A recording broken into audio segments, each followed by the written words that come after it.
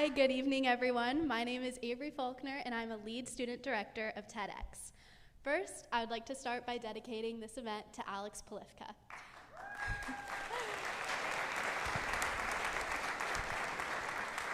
He was a speaker at our inaugural event in 2023 and is now a mentor to this year's speakers. He brings passion, positivity, and joy to our TEDx family, and we are so grateful for him. Now we will begin in prayer. Let us pray. In the name of the Father, and of the Son, and of the Holy Spirit. Lord, be with us tonight as we open our hearts and minds to new ideas and inspiration. TEDx is a place where we can learn, grow, and challenge the way that we see the world. Bless our speakers as they share their voice, our committee for their hard work, and our audience for their openness to new perspectives.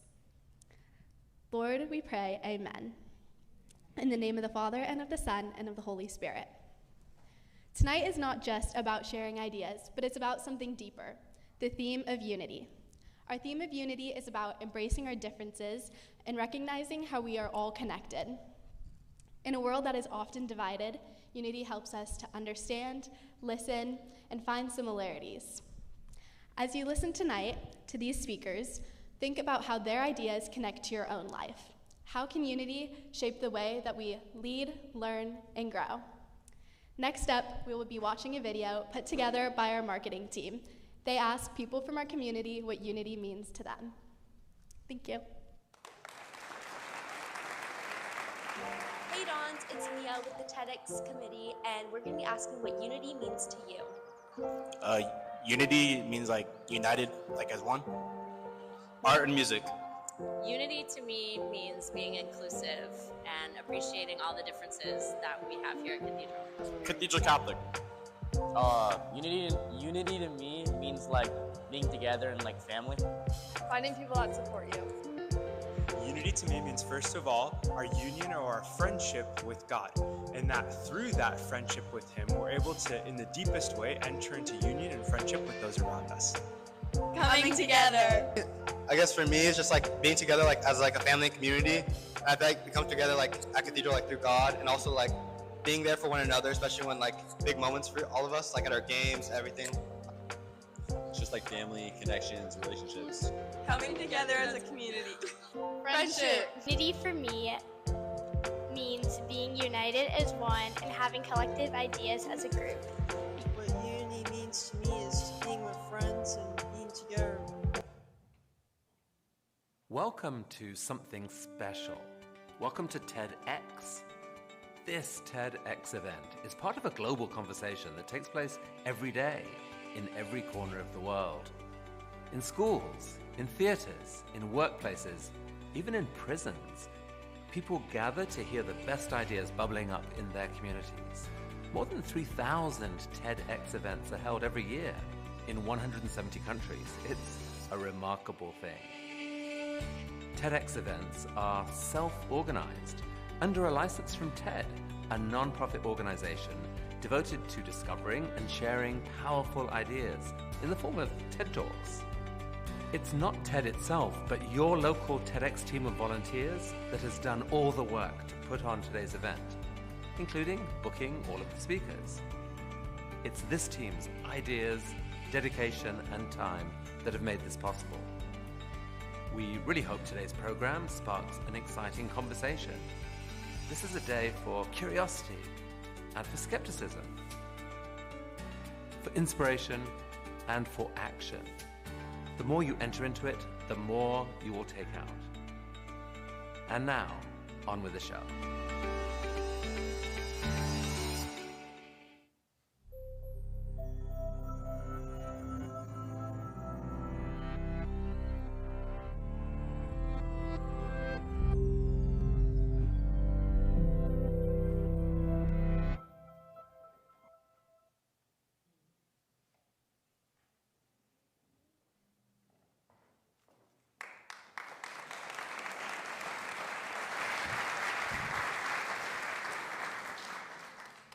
Good evening, everybody. I'm Cole. And I'm Lindsay. And tonight, we have the absolute honor of being your hosts for the evening. Before we get started, we have a couple quick notes we want to go over. Please turn off all those cell phones to keep distractions at a minimum. Also, in the unlikely event of an emergency, please locate all our emergency exits in this theater. Our speakers have put so much time and effort into their speeches, so in order to express your gratitude, make sure to clap and cheer as loud as you can after they finish. Okay, so let's practice. And that, my friends, is why white chocolate is the best sweet treat.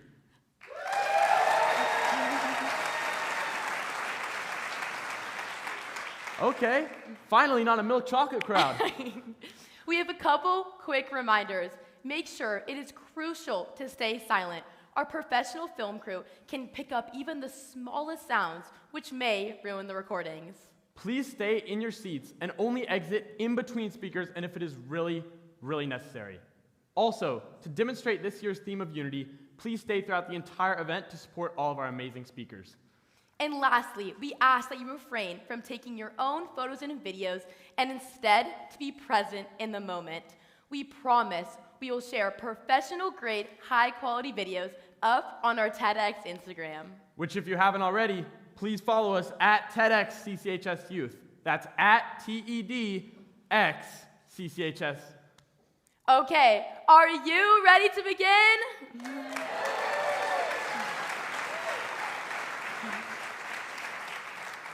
I'm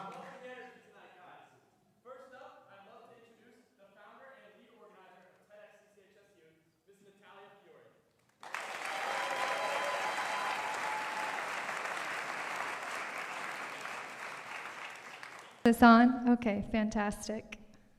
Hi everyone, welcome to the 3rd annual TEDx CCHS Youth. Each year, this event grows, not just in size, but in impact, fueled by the passion of our student committee and speakers, the unwavering support of our administration, and the enthusiastic energy of a packed theater. Thanks to all of you. This year, we've had several firsts. We launched Poetry Under the Stars, we've held weekly speaker workshops, and we hosted a TEDx 2024 watch party. Tonight, we're proud to present several more firsts. A collaborative art exhibition by Ms. Rubicki's AP art students, and 2 performances, 1 musical and 1 theatrical, complementing our 14 student and faculty speakers. TEDx CCHS Youth is more than a stage. Rather, it's a platform uplifting student and faculty voices and vision for a better future. Thank you for attending and enjoy the event.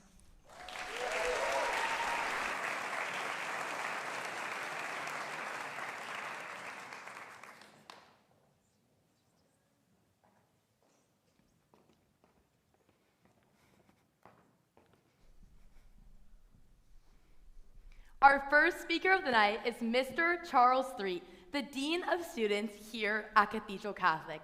Mr. Threet has over 15 years of experience in the education system, and he's also a licensed professional clinical counselor.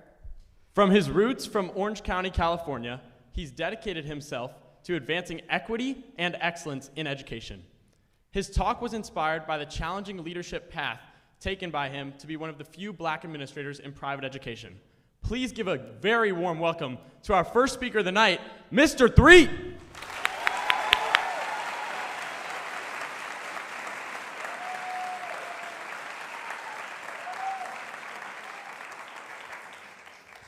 Good evening. My name is Charles Threet. I'm the Dean of Students here at Cathedral Catholic High School. Thank you for spending this time with me this evening as I share a little bit of my journey with you. I vividly remember walking into my first leadership meeting as a newly hired administrator. As I opened the door, the room fell silent and all eyes were on me. As I scanned the room, I realized something. I was the only person in the room with a bow tie. No, seriously. I was the only Black person in the room. That didn't bother me. But imagine walking into a space where nobody looks like you, where you're not just the minority, you're the only one.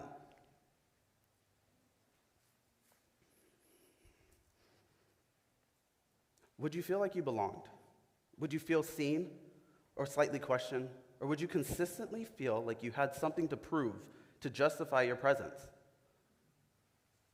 I'd like to say this feeling was normal and abnormal, actually, but for me, it wasn't.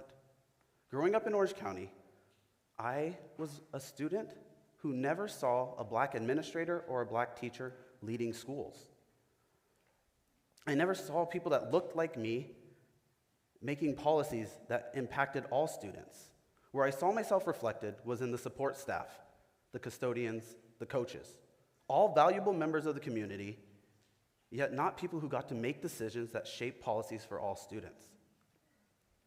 And so now here I was, finally having a seat at the table with the ability to shape those exact policies to make an impact for all students. But at that moment, my thoughts shifted from myself to the students walking the hallways, asking themselves the same question I did. Do I belong here? Representation matters. It always has. And this isn't just about black students or brown students. This is about all students. It's about preparing the students for the world that they will be entering into. Because when your child graduates from this incredible school, we want them to be truly prepared with the cultural awareness necessary to thrive in the diverse businesses and communities that they'll live in. Culturally responsive leadership doesn't just acknowledge differences, it actively challenges the policies and practices that limit inclusivity. And so if leadership doesn't reflect and serve all students, can we truly call that unity? Think about a basketball team. If every player has the exact same skill set, say everyone's a three-point shooter, but no one can play defense, how often would they win? You see, the best teams, the ones that win championships, have different skill sets and perspectives. Schools are no different. If the school's leadership reflects only one type of experience or background, it cannot craft policies that truly serve all students. And studies back this up. In 2022, the American Psychological Association did a study that showed that diverse classrooms actually enhance students' critical thinking and innovation. In 2017, Princeton's report showed that diverse leadership actually improved the academic engagement, social skills, and civic participation of their students. Conversely, Stanford's study in 2001 showed that the lack of diversity in schools actually fostered a sense of isolation for the minority students. This isn't just about fairness or morality. This is about building better schools and preparing them for the real world. Because culturally responsive leadership isn't a checkbox. It's a commitment to creating a more equitable, empowering, and effective environment for everyone. But leadership isn't just about policies and procedures. It's about people. It's about who stands in front of the room, who gets to make decisions, and who students see in positions of authority. And that's part of my story. My presence alone challenges stereotypes because I don't fit the mold. I've been told, you're not like them, as if blackness has one definition. Because I speak well? Because I dress nice? Because I'm educated? The unspoken message that blackness and professionalism don't coexist, that success belongs to some but not others. And if I hear this as an experienced leader, what are our students hearing? Like the black student told, wow, you're so articulate, as if it's a surprise. Or a Latino student assumed undocumented before you know their name. Or a female student considered bossy while her male peer is praised for his leadership. Stereotypes don't just shape perception, they shape opportunity. And that's why diverse leadership matters, because they decide who gets heard, who gets respected, and who gets to lead. And if students don't see themselves reflected in leadership, they begin to believe that leadership isn't for them. So yes, I finally had a seat at the table, but that was followed by skepticism. I've been called the Black Dean, sometimes as a, harmless descriptor, yet my colleague is described by his first name. Sometimes it's a way to other me or reduce me down to the skin color of myself, than actually my education. I've heard students say the Black Dean is intimidating. Now, I do dress sharply, but bow ties aren't necessarily menacing. And did you ever ask yourself, why does Mr. Threet wear bow ties? I started wearing bow ties in hopes to reduce the feeling of appearing more threatening in a space where my presence alone makes people feel uncomfortable. My last name doesn't help. It looks like threat, so it challenges the bias I'm already trying to fight. I've been asked outright, were you hired to check a box, or were you actually the best fit for the job? And that question stings not because I doubt my abilities, but because others do. And when individuals rarely see Black administrators in these roles, they begin to believe that we truly don't belong. And so if you're a student in here today, you have more power than you think. You have choices you make every day, who you sit with at lunch, whose stories you hear, how you respond to exclusion. And so I challenge you, speak up when you hear injustice. Ask questions, hard questions.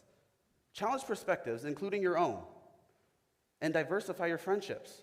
Because the more you have different experiences, the more prepared you will be for the world ahead. But this responsibility doesn't just fall on students. This is up to the parents and teachers and administrators and decision makers. If we want our students to embrace diversity, we have to first model it. Activist and writer James Baldwin once said, "Children have never been very good at listening to their elders, but they have never failed to imitate them." This means that we need to start changing how we do things. And adults, we have a responsibility. We need to recruit diversity. That means representation in leadership is not an optional thing, it's a necessity. That we need to create pathways of leadership with mentorship and opportunities for students to learn how to be a leader. We need to hold our schools accountable because we know that what gets measured gets improved. And we need to engage with our families, with our students and our parents. Our students need to see themselves reflected in their curriculum. Because this isn't about checking a box, it's about raising the standard. But let's be clear, this conversation doesn't end here, it starts here. And so I ask you, what is one action you can take today to advance cultural responsive leadership in your school or community? Because this isn't about diversity, it's about leadership. This isn't about equity, it's about opportunity. This isn't about inclusion, it's about unity. And the future of education depends on it. Thank you.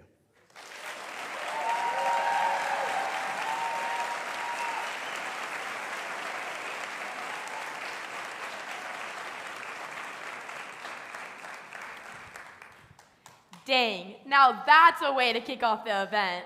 Hope you heard that back there. That's the way you set the bar. Our next speaker, Georgia Brennan, is a sophomore from Carmel Valley. She was a featured poet at Cathedral's Poetry Under the Stars event. She's double trouble. At a young age, she discovered confidence and the power of self-expression through public speaking. Luckily enough for all of us, we'll get to hear that tonight. Enough from me. Take it away, Georgia.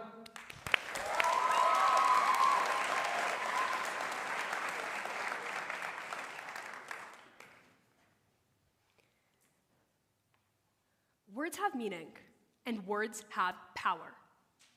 Words can be used as a rallying cry for change, used to inspire and lead. Words can be used to ignite revolution, propel humanity beyond the stars, and have forged the course of history. The power of the spoken word was harnessed by John F. Kennedy in 1961 when he said, "Ask not what your country can do for you.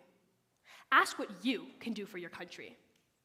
The power of the spoken word has been used to unite countries, people, and generations. Hi, my name is Georgia Brennan, and I'm here to outline why public speaking should be more emphasized in school curriculums. We all know the feeling of having a daunting class presentation, palm sweating, standing before a sea of eyes, forgetting your lines. Don't worry, you're not alone. Around 75% of people worldwide report that they have a fear of addressing a crowd. However, studies also show that repeated emphasis on public speaking could drop that number to just 12%. I would like to begin this talk with my own journey public speaking, which began in kindergarten. I attended a small school in the Bay Area called St. Hilary School, which emphasized public speaking from an early age. Students were encouraged to speak both inside and outside of the classroom. Through this, students found their voices.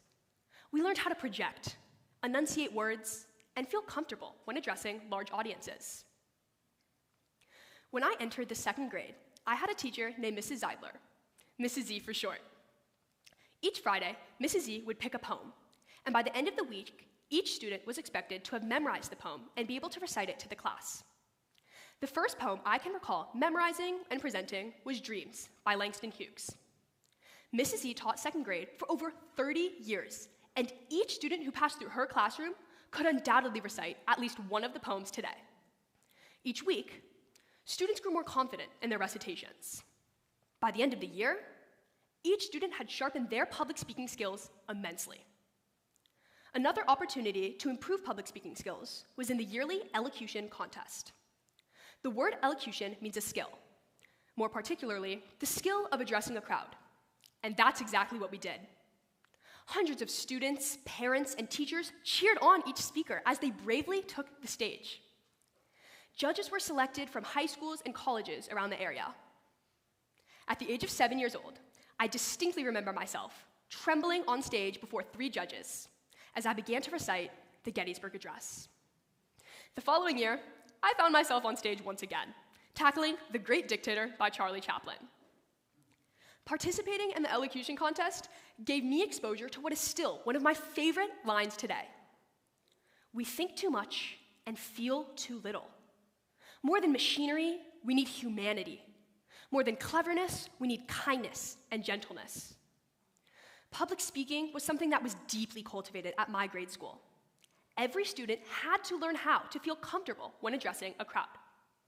The skills I learned through my school's emphasis on public speaking have changed me in so many ways that I decided to give a TED Talk on them.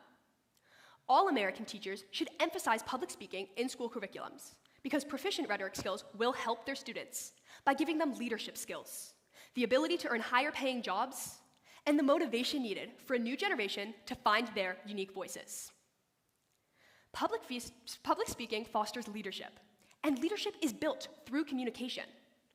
Professional public speaker Hisham Wayne states that leadership is about getting people to respond effectively, and communication is key to that. However, communication is the key to something else: confidence. The confidence that I have gained through public speaking has changed me in so many ways. I've applied this confidence in social situations, class presentations, and even in giving this TED Talk. Public speaking creates leaders, and leaders create change. Teachers spend hours trying to create real-world applications for their lessons to students. However, some may not realize that by teaching public speaking, teachers are already putting their students at an advantage when they enter the workforce. A study done by the University of Connecticut states that 70% of jobs require some form of public speaking skills, including many STEM-based jobs. Therefore, by emphasizing public speaking from an early age, teachers are helping their students when they enter into the real world. Lastly, each one of you here today has your own individual thoughts, experiences, and opinions which are valuable. Teachers should provide a platform for students like yourselves to share your voices. This year, I was given the opportunity to share my own voice at Cathedral's first ever Poetry Under the Stars event. Sharing my own voice would have never been made possible if it were not for my years of public speaking background. A video of my poem was posted to Instagram, reaching upwards of 750,000 views. Learning public speaking from an early age helped me to share my voice with thousands of people across the world. Each one of you here today knows a student, whether you are a student, a parent, or a friend. Therefore, each one of you here today should care about the fate of incoming generations. What is taught today in schools will affect your children, your grandchildren, your world. Share your own voice, challenge curriculums, inspire students. The world is a stage, the microphone a muse for students and parents like yourselves to stand up. Unite to fight for a generation of leaders. Unite to fight for a generation where students can speak up. Unite to fight for a generation where students know their voices. Public speaking can make real change at our school, beginning with TED. Attendance at events like this help propel the idea that each student's voice is valuable. Change is made by difference makers who stand up for what they believe in. You can be a leader. You can share your voice. You can make a difference. Thank you.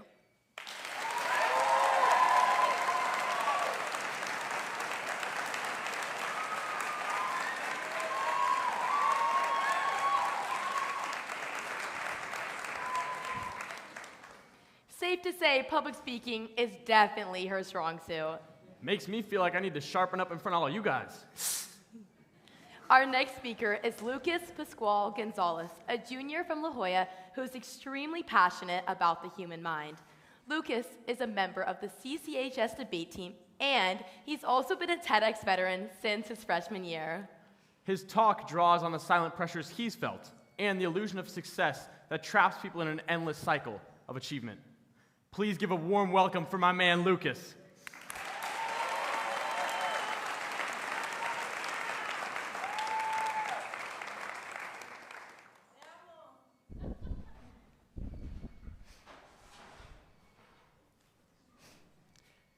Imagine devoting your entire life to something, sacrificing your childhood, your happiness, your identity, only to wake up one day and realize that you hate it.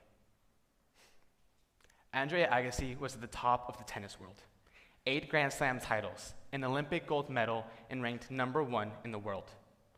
His aggressive style and charismatic presence made him loved by many. And to the world, he was the definition of success. But after 23 years on the court, Agassi made a confession that shocked the world: that he had hated tennis his entire life. In interviews, he described waking up every morning dreading the game he had mastered. Another day, another match, another step deeper into a life that he never wanted, because the very thing that made him famous had become his greatest burden.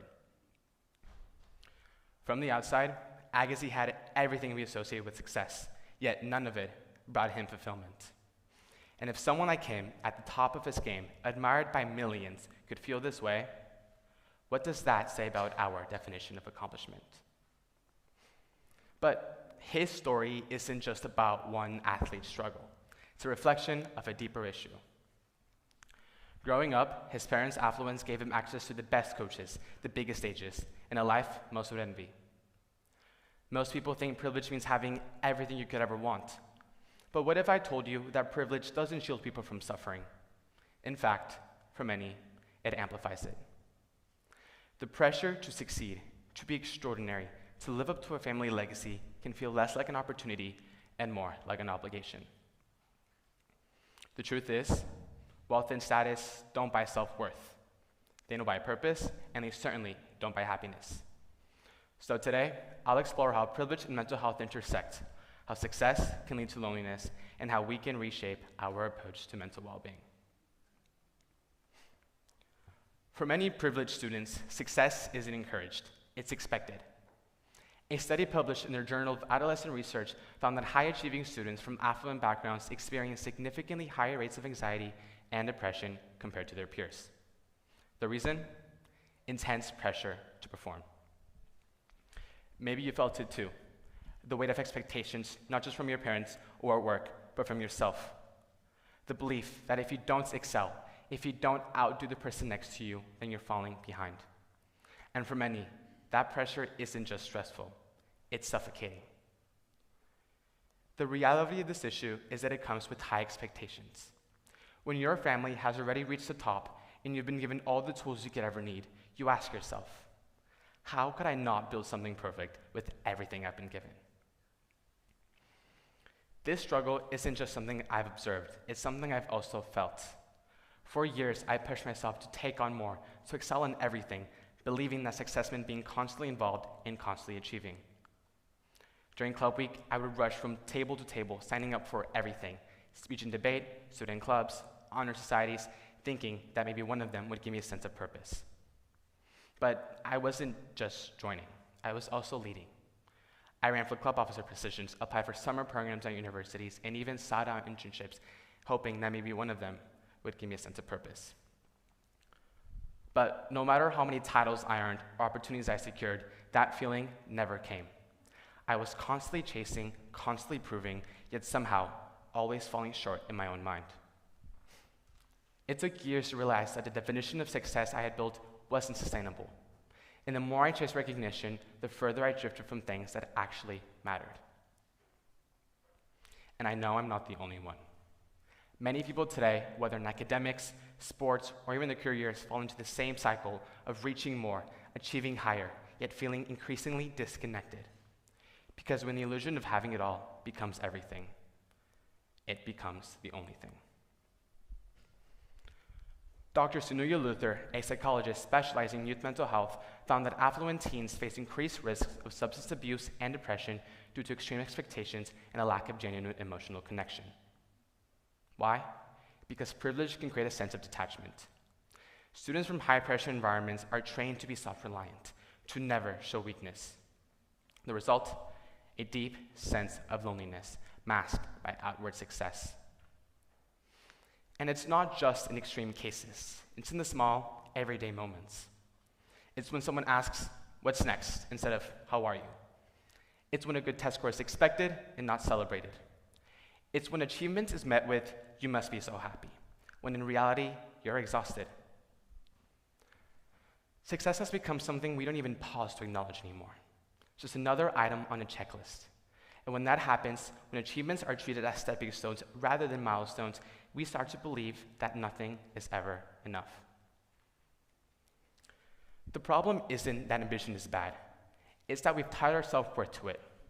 When success becomes the only measure of value, we stop seeing ourselves as people and start seeing ourselves as works in progress, defined not by who we are, but by what we produce. So, how do we address this? And it all starts by simply changing the conversation. Too often, people with privilege are told, "You have everything. What's there to complain about?" But this mindset dismisses real struggles and prevents meaningful discussion. But thankfully today, people continue to shine light on this issue. Dr. Jordan Peterson is a Canadian psychologist known for his work on self-improvement. He gained widespread fame for his book, 12 Rules for Life, An Antidote to Chaos, which emphasizes taking responsibility of your own life, finding meaning, and overcoming personal struggles. He argues that without a deeper sense of purpose, even the most accomplished individuals can still feel lost. But awareness isn't the only path for change. We need action, and this all starts at home. Your friends and family are the real foundation to social transformation. Whether it's at school, work, or even at home, you must redefine success, not as perfection, but as a balance. And we as a society must stop equating privilege with immunity to pain. Because having every opportunity doesn't mean having every answer. In fact, the more that's handed to you, the less space there is for you to figure out who you truly are. So ask yourself, what are you chasing? Success that meets the world's expectations, or a life that actually fulfills you? I'm not asking you to stop trying hard, but rather redefine what you are trying for. Because before, I thought the true fulfillment came from checking off achievements, but now I see it as something deeper, a sense of purpose, a connection, a peace with who I am. So tonight, I want you to walk away with a new definition of accomplishment, not one built on meeting expectations, but on living a life where meaning and happiness are never sacrificed in the name of success. Because if it costs you your well-being, your relationships, and your sense of self, then ask yourself, was it ever really success at all? Thank you.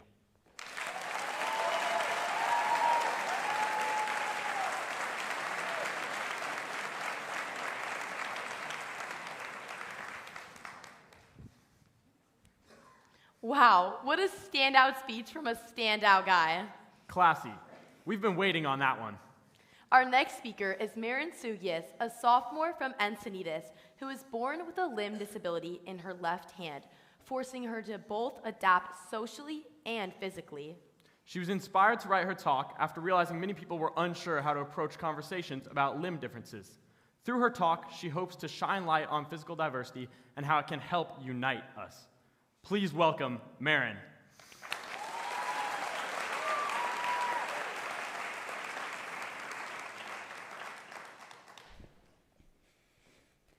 How many of you can remember your first big goal as a little kid?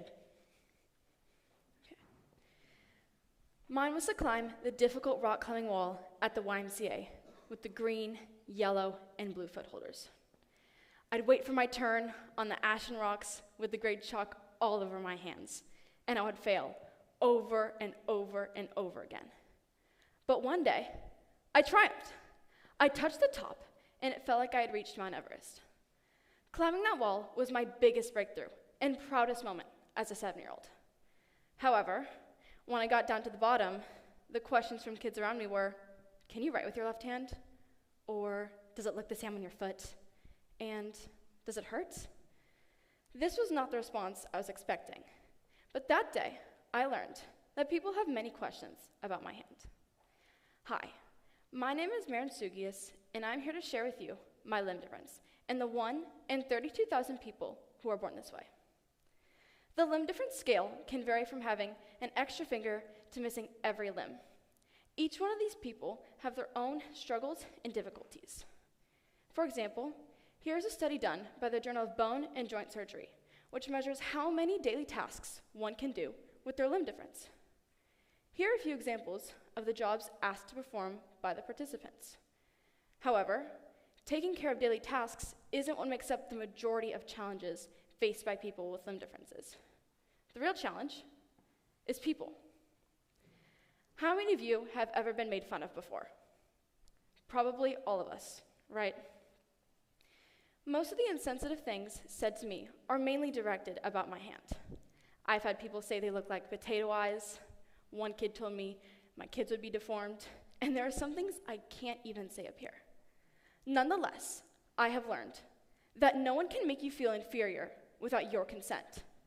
Eleanor Roosevelt. But 80% of the people I encounter just stare and look like they have a question in mind. But I promise you, people with limb differences want you to ask your questions. Asking questions helps to raise awareness about physical diversities, and those moments contribute to connecting with each other. My next points are the benefits that come from my limb difference experience. Of course, I have all the jokes I get to make and the nicknames I can remember from middle school, like Nemo or the Claw. But there's also the determination I discovered in myself. When I was younger, I used to rock climb. And in my first couple years of climbing, I could never figure out how to use my left hand effectively. But one day, I discovered I could use my wrist to my advantage, and my rock climbing possibilities opened up. I was the best at monkey bars, and no one could compare.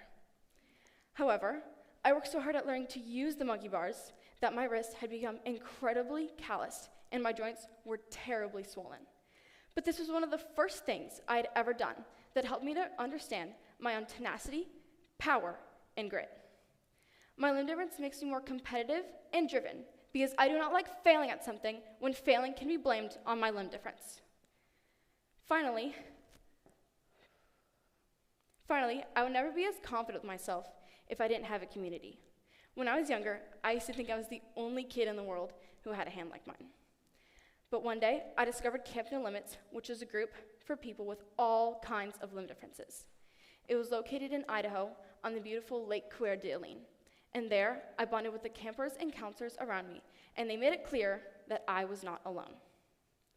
I bring this subject to your attention today because limb differences aren't discussed as much, even with so many amazing and talented people like Bethany Hamilton and Tony Memel, plus the countless amounts of limb difference organizations that we can support, like Beautifully Flawed or the LSK Foundation. Limb differences don't limit people. They open creative paths and perseverance. Limb differences don't set the mark for what one can achieve. They serve as a determination to defy expectations. Limb differences don't lessen a person's dignity. They shed light on unique characteristics. Limb differences don't kill dreams. They create uncharted roads to reach them. Limb differences don't divide us. They unite us on a shared journey of persistence, dedication, and commitment. We all take part in each other's lives, so let's find the unity in our differences. The hand I was born with doesn't make me who I am. It was a hand that others were offering to lend. Thank you.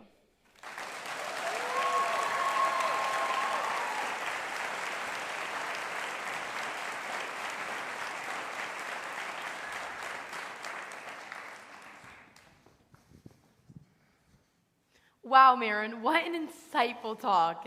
One of my personal favorites.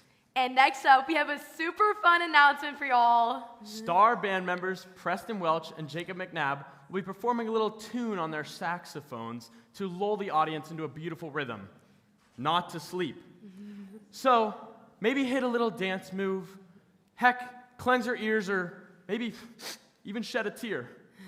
But please welcome Preston and Jacob to the stage.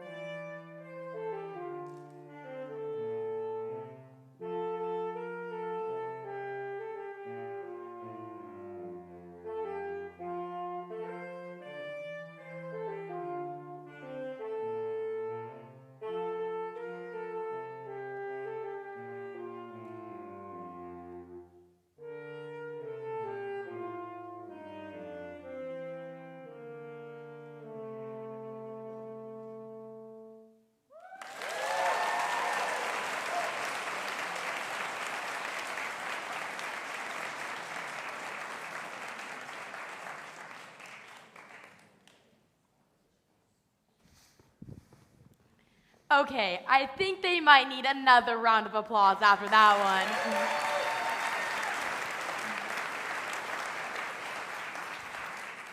Quick show of hands, who knew a saxophone could make that many tunes?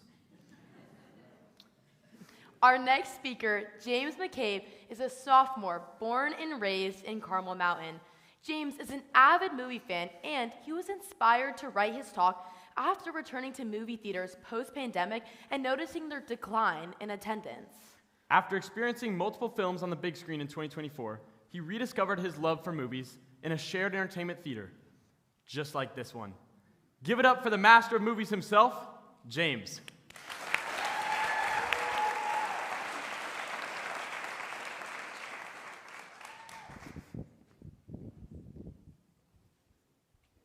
Close your eyes. I want you to imagine you and your friends watching your favorite film of all time. You sit down and recline your chair, holding a giant popcorn in your hand.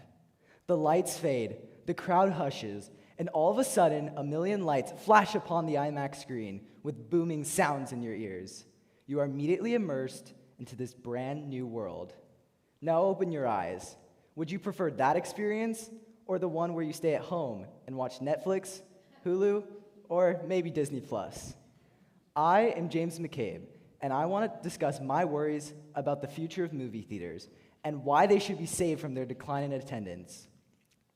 I want to talk about movie theaters' unique benefits, leisure, and why movies were intended to be shown at the theaters. Now, I'm not saying that streaming services should be abandoned entirely. I actually love the fact that I can go back and rewatch a movie with my friends at any time. But I do believe that the best way to experience a film for the first time should be at the movie theaters. And I'm so adamant about this because I love movies. I cherish the feelings I undergo every time I step inside the theater. Earlier this month, I watched the Oscars, and what struck me the most was the award for Best Director given to Sean Baker and his film Anora. Now, I didn't know Baker before watching the Oscars, but it was his speech that truly inspired me. Take a listen to what he had to say. Where did we fall in love with the movies? At the movie theater. Watching a film in the theater with an audience is an experience. We can laugh together, cry together, scream and fright together, perhaps sit in devastated silence together. And in a time in which the world can feel very divided, this is more important than ever. It's a communal experience you simply don't get at home. He spoke about our love for the theaters and why they must be saved. And for me, I completely agree with what he said. Theaters are the best way to experience these tales. Sure, they might be less convenient, but there's no denying their value. Academy Award-winning director Steven Spielberg said, "Every time I go to a movie, it's magic, no matter what the movie's about. You can't replace that communal feeling when you step into a theater with anything." But it seems as the years go on, more and more people are choosing to watch films at home rather than at the theaters. Take a look at this graph. This is the number of tickets sold from 2000 to present day. Now, there was an obvious significant decline in 2020, but since then, ticket sales have only just reached 2/3 of the sales made in 2019. Why is that? Some of the biggest films of all time were released in the past 4 years. You might be thinking, it's obvious, streaming services. They get those films at a later date, plus they have tons of exclusive content. And while it's true, services do offer more content, given the opportunity to watch a new film at the theaters, why wouldn't you? They provide unobtainable experiences you simply can't find at home on your couch. Take popcorn, for example. It's impossible to capture the taste of it at home. How do theaters do it? Every bite you take sucks you further into the experience. From the butter, to the grease, to the kernels, it all adds to the immersion you feel. But it's not just the food. It's also the endless amount of lights and sounds.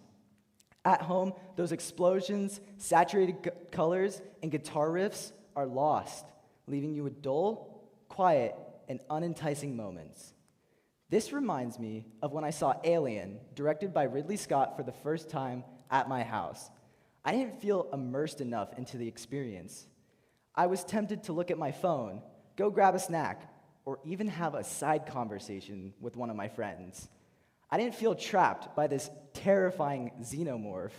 But when I saw the reboot Alien Romulus in the theaters, it was pitch black and dead silent. I was totally immersed. I was terrified, not just for the protagonist, but even for myself at times. This was because the theater was able to project the emotions Ridley Scott wanted me to feel. And this brings me to my third and most important point. Directors make their films with the mindset that their films will be shown on a great screen with high-quality sounds and visuals and a cheering audience. Take that away, and that dedication is lost, knowing that your film will only ever be shown on a tiny TV screen. Ridley Scott himself believes, in my view, the only way to see a film remains the way the filmmaker intended, inside a large movie theater with great sound and pristine picture.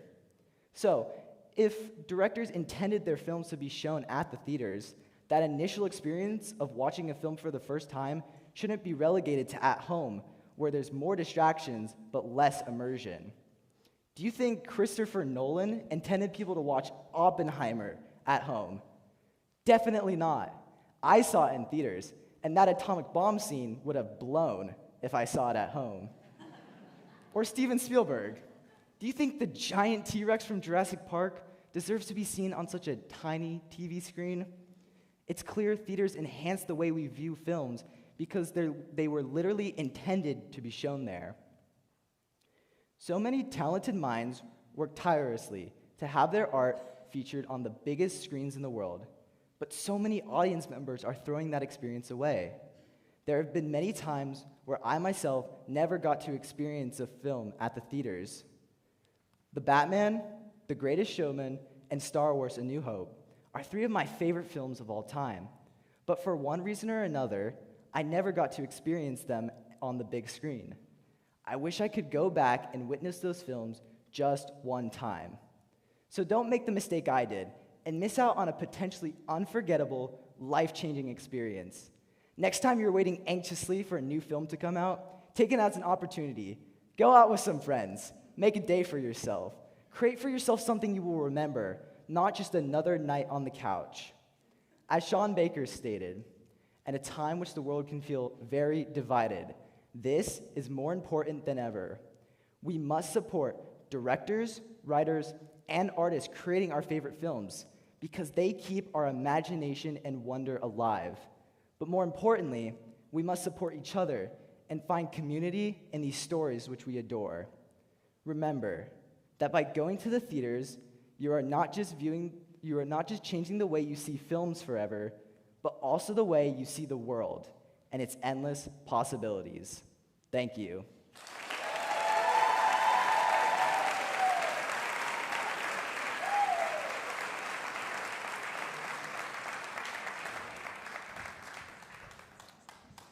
Cole, have you seen any good movies lately?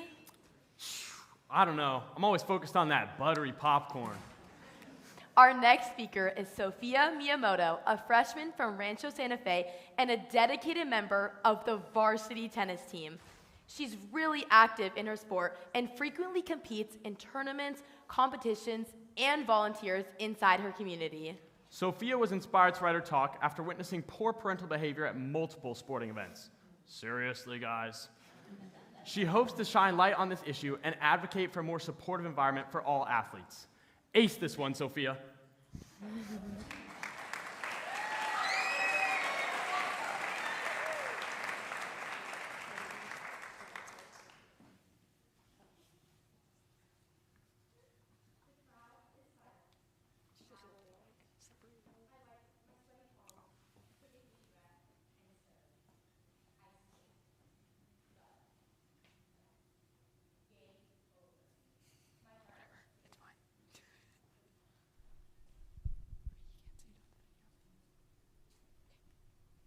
The crowd is silent. Match point. I wipe my sweaty palms, take a deep breath, and serve. I swing. Thud. Net. Game over. My heart sinks, but my coach smiles. You fought hard out there. My opponent shakes my hand. Teammates cheer. You'll get him next time. Now, imagine if every young athlete experienced this type of support, where youth sports focus on growth, positivity, and community support.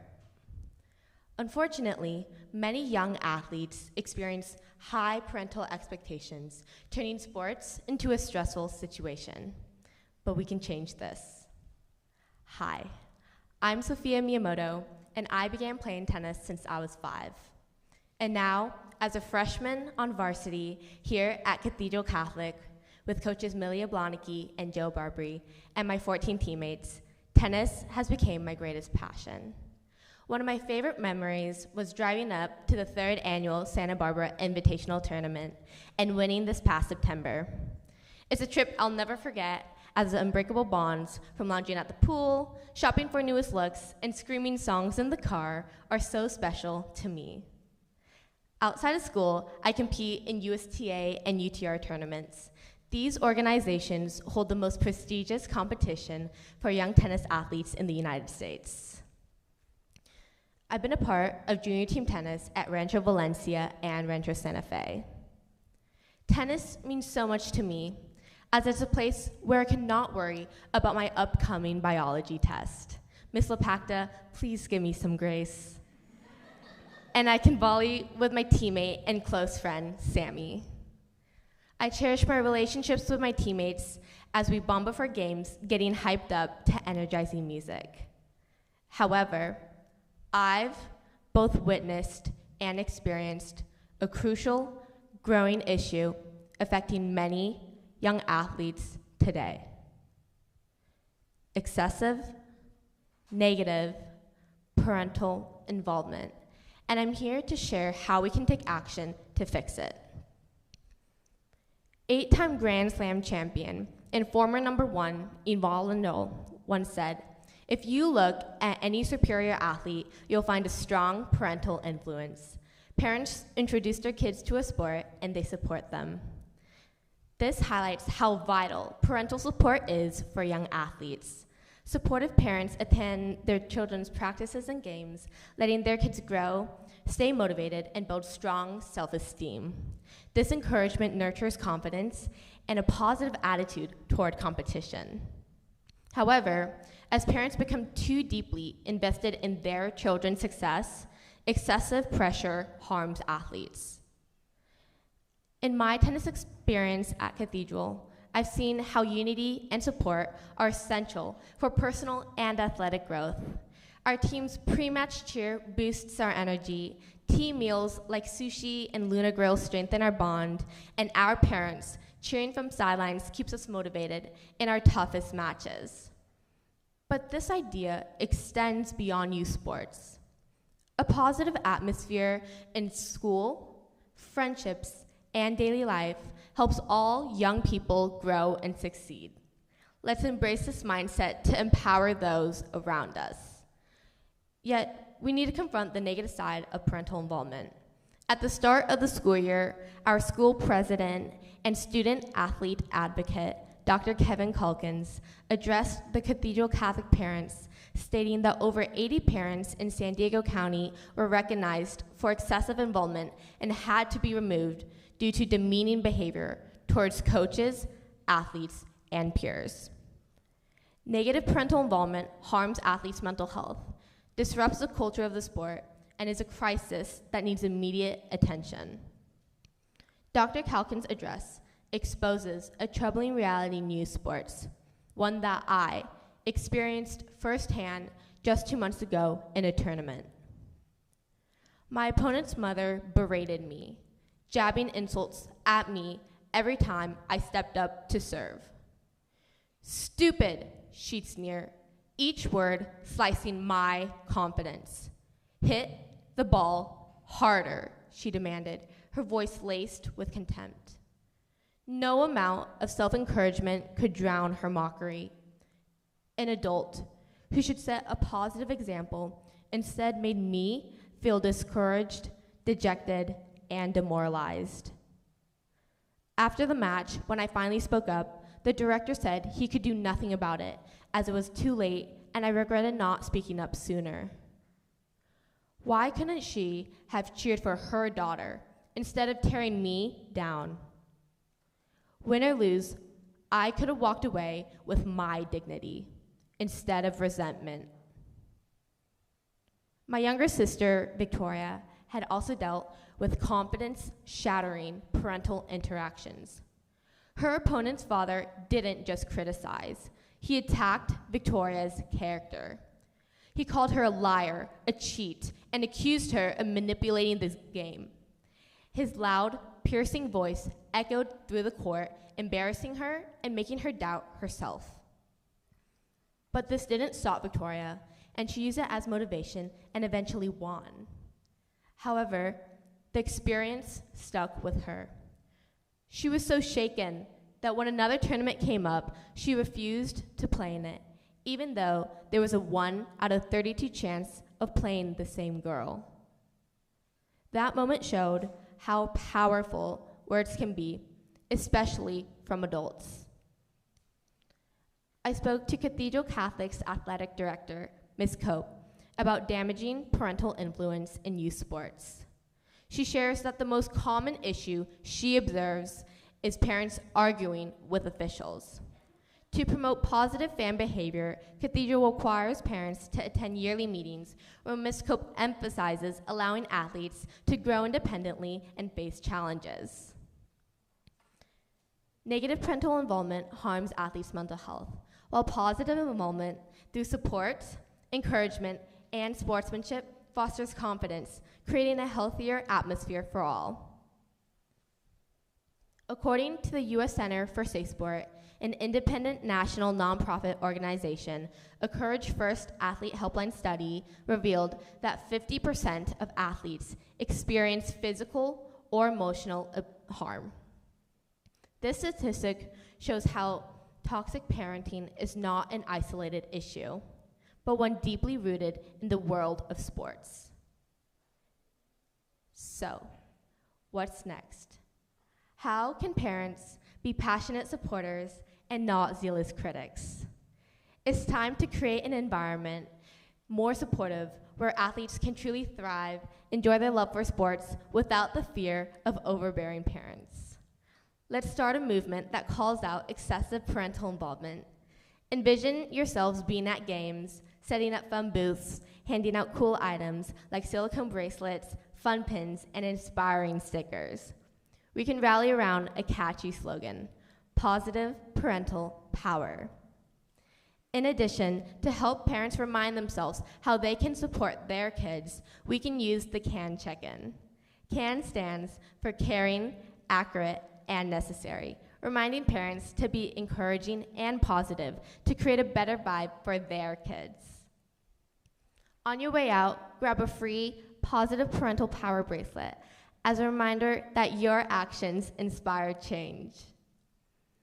As Magic Johnson once said, all kids need is a little help, a little hope, and somebody who believes in them. Keep this in mind the next time you attend a youth sporting event. Thank you for listening.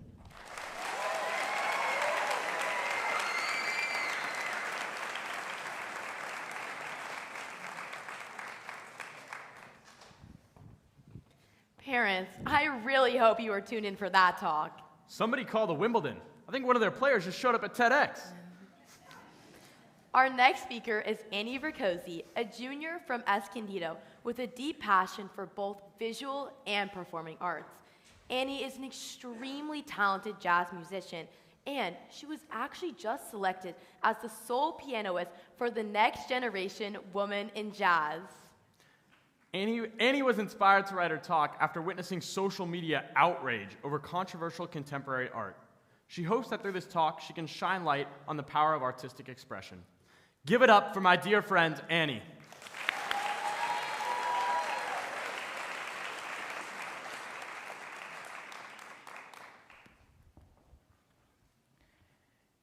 Picture yourself walking through the halls of an art museum. You are captivated by the realistic paintings of wars, portraits, the radical realism of Rodin, the beautiful ballerinas of Degas. Your mind wanders through the streets of Paris as you imagine artists sipping coffee in Paris's art district, the Montmartre, into the late hours of the night. This makes sense. The art is as you imagined it. Then you take a turn into the world of abstract expressionism, where you look at and admire the works of Rothko and Pollock. You are almost confused by the variety of styles you are observing. Then you take a left turn, and staring back at you is a banana taped to the wall. And you ask yourself, is this a joke? Who actually considers this art? Raise your hand if you think this is worthy of being installed in an art museum. Now, would you be surprised if I told you that this piece recently sold for over $6 million? Yes, this piece is titled The Comedian by artist Maurizio Cattelan. It even comes with a certificate of authentication and detailed instructions for its proper display, which include regularly changing the banana to prevent it from rotting.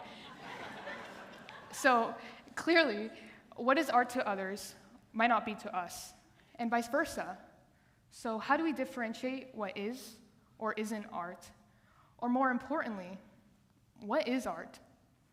Is its definition static, or will it continue to change over time? My first real introduction to contemporary art occurred when I was 9 years old. I visited the National Museum of Art on the campus of Duke University with my mom, her friend, and her friend's daughter. We were told to write about what we thought of each exhibit, and I was immediately drawn to an exhibit that consisted of multiple cubbies of several pieces of clothing and several black and white images of people on top of it. I wondered, why is this in an art museum? Because the clothes, they weren't quite right. They were dusty, dirty, but most of all, devoid of color, life, or beauty. I looked to my mom, to which she told me to read the description, and here's a picture my mom took of that day. That's me with the ponytail. I read the description, which explained that these were the clothes of Holocaust victims that had just arrived at a concentration camp. My heart sank as I was transported back to 1940s Germany, where the genocide of the Jewish population and other marginalized groups was allowed to occur while an entire society looked the other way. That's when I noticed unusually small pants. The pants of a child. So, I stopped asking if this was art, and more importantly, how can such egregious violence occur to even the most innocent of people, children? So, in this, I realized that even non-traditional art forms can have a powerful impact. With this memory still lingering in my mind, I decided I needed to deepen my understanding of the meaning of art. This past summer, I decided to read a series of essays by Leo Tolstoy titled, "What is Art?" Something that stood out to me is that people, like today, even over 100 years ago, gave up their lives, their labor, and their love for this thing that we call art. And what's more, Tolstoy defined art as the passion it instills on the vessel, the artists themselves. But this definition felt incomplete as it failed to address the audience's participation in it. So, instead of finding answers, I was confronted with even more questions. Considering the sacrifices people make for their art, which seem to elude definition just as we finish embracing a new version of it, isn't it time we reconsider its meaning? Shouldn't its definition account for its fluidity, its ability to adapt across cultures and eras? So for me, redefining art meant acknowledging its universal capacity to challenge, inspire, and unite us in ways that transcend traditional boundaries. So, I kept reading. Some of the most renowned artists of all time, Pablo Picasso and Michelina Wattier, argue that art is perceived by all 5 of the senses. For example, art may remind us of a siren in a busy New York street, the tranquil waves of the Pacific Ocean, the feel of the breeze in the Canadian prairies, or the syncopated rhythms of African dancers that grace the contours of a painting. Historically, art has been utilized in virtually every culture and time period for various reasons that can be both uplifting, like an invitation to explore Picasso's inner being, or oppressive, like the commissioned portraits of brutal monarchs in history.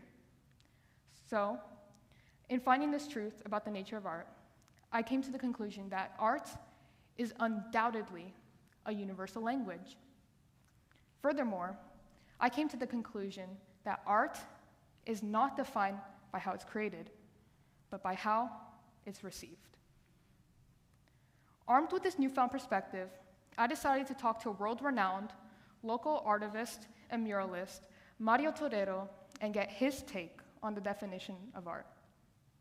I had met him for an initial interview at Grounds Cafe and then at the gorgeous site of his murals that grace Barrio Logan in downtown San Diego. After an extensive conversation with him, he came to the conclusion that an important aspect of art was that it must come from the people, because it is the communication between one soul's vessel to another. He then pointed at the tables and the chairs we were using and said, "Art is everywhere, and art is in all of us." This response was eye-opening. It made me realize that art cannot be bound by one definition.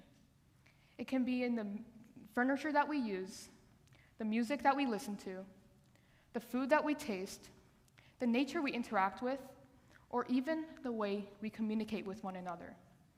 We have the power to see art in everything. So, let's go back in time. The initial purpose of art after civilization expanded beyond pure survival was to imitate nature, celebrate beauty, and arouse desire. However, this purpose transformed in the Renaissance period, relishing in the minds of the audience and marking a new positivism that followed the medieval period, ultimately contributing to a greater good. According to Lindenwood University, the Renaissance sparked a newfound awareness of humanity, nature, and even our interactions with one another.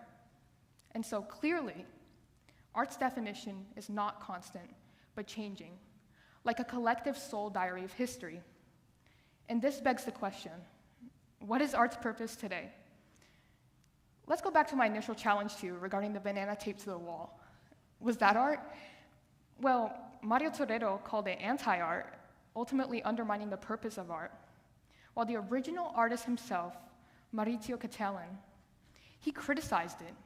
He called it a farce, elitist, a way to mock wealthy art dealers that did not buy art because they understood it, but rather as a way to flaunt their wealth. But what did the original purchaser, the person who initially bought it, what did he say? Well, he explained that people who were not normally interested in art wanted to go see the comedian. And interestingly enough, it has morphed into a meaningful debate on the value that we place on art and the meaning of art in general. And is he not right? I mean, millions are pondering the meaning of art because of this simple banana taped to the wall. Isn't that what we're doing right now? Despite the ridiculous and elitist nature of such pieces, they help us unify us in this conversation on the meaning of art. And so, I'll leave you with this. We are not all born artists, but we are all born with the universal capacity to perceive and receive the language of art. Art is only art if you let it be. So, let it be. Let yourself receive art, and let yourself be surprised by how much you connect with the past, the present, and the future. Thank you.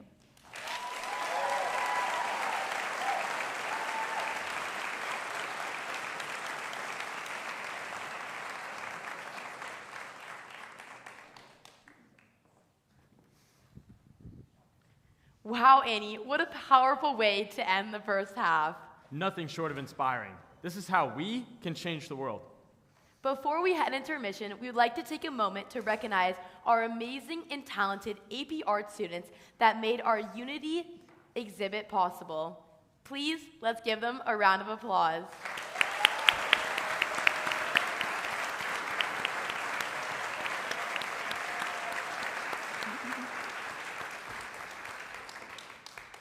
During the intermission, please take some time to write a compliment card for any speakers you've loved so far. In the meantime, let's stretch, reflect, and connect of all the ideas we've heard. We'll see you back here in 20 minutes.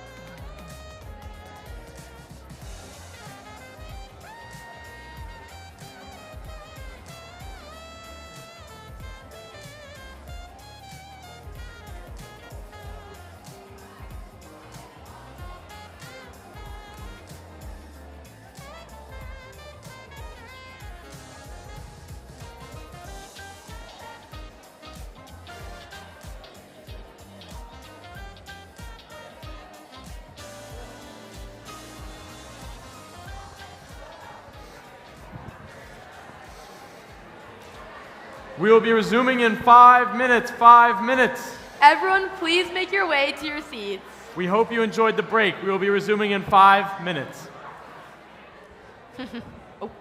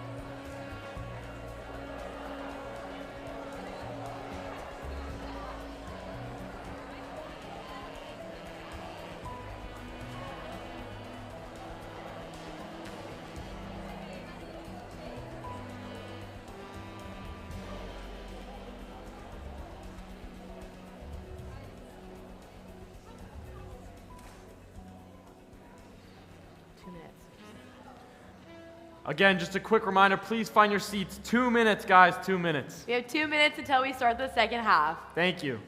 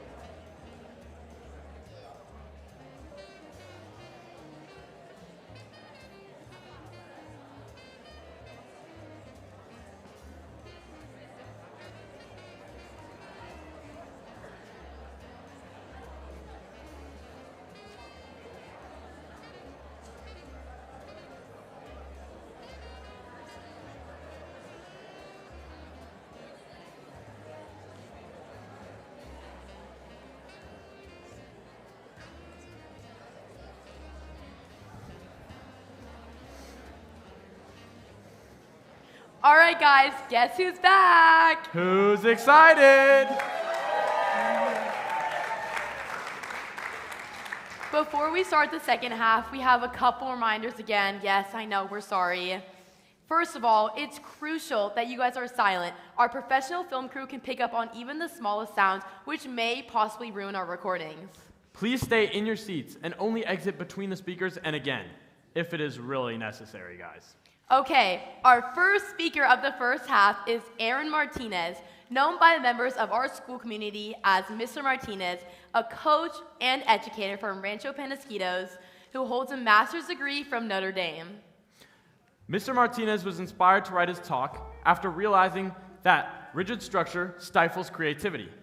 He also realized that creative play can help influence innovation. Please give a warm welcome to the man himself, Mr. Martinez.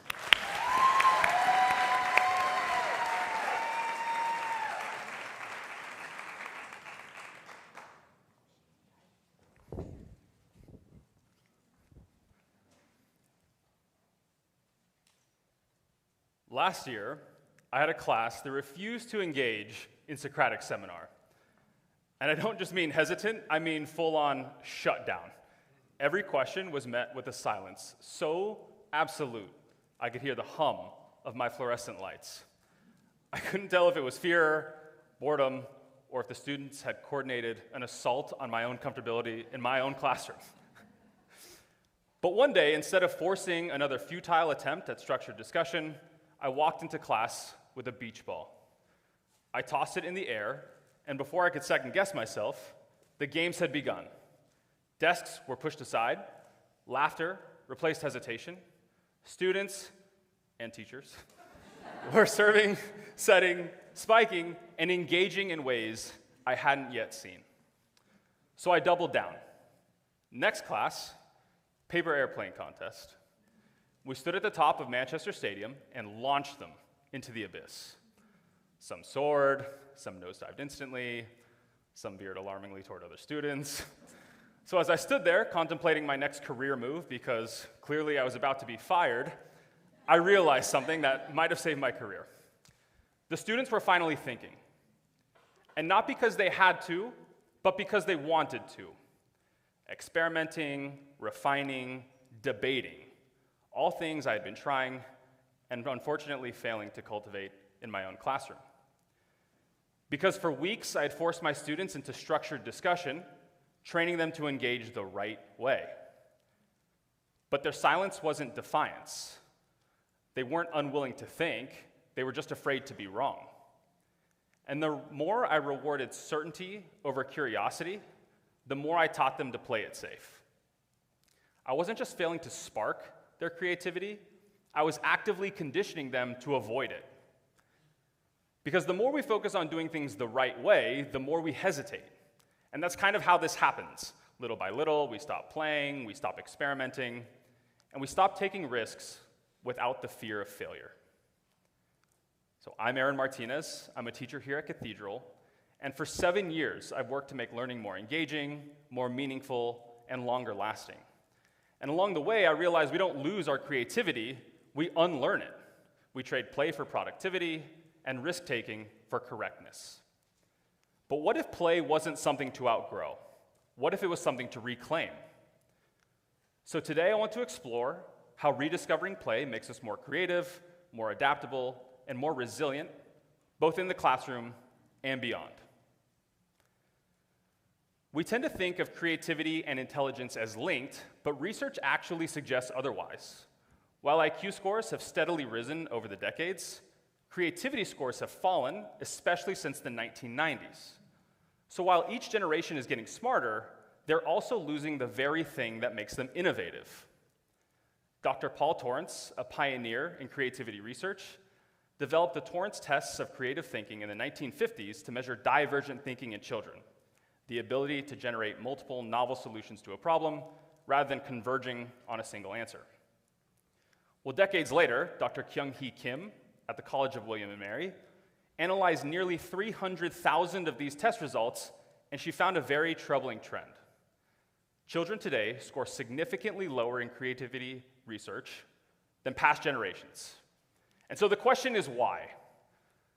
Well, cognitive scientists point to increased academic pressures, more structured schedules, and less opportunity for unstructured play as the reason for this discrepancy.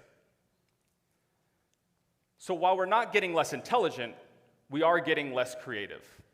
And it's not because we lose the ability, it's because we're trained out of it.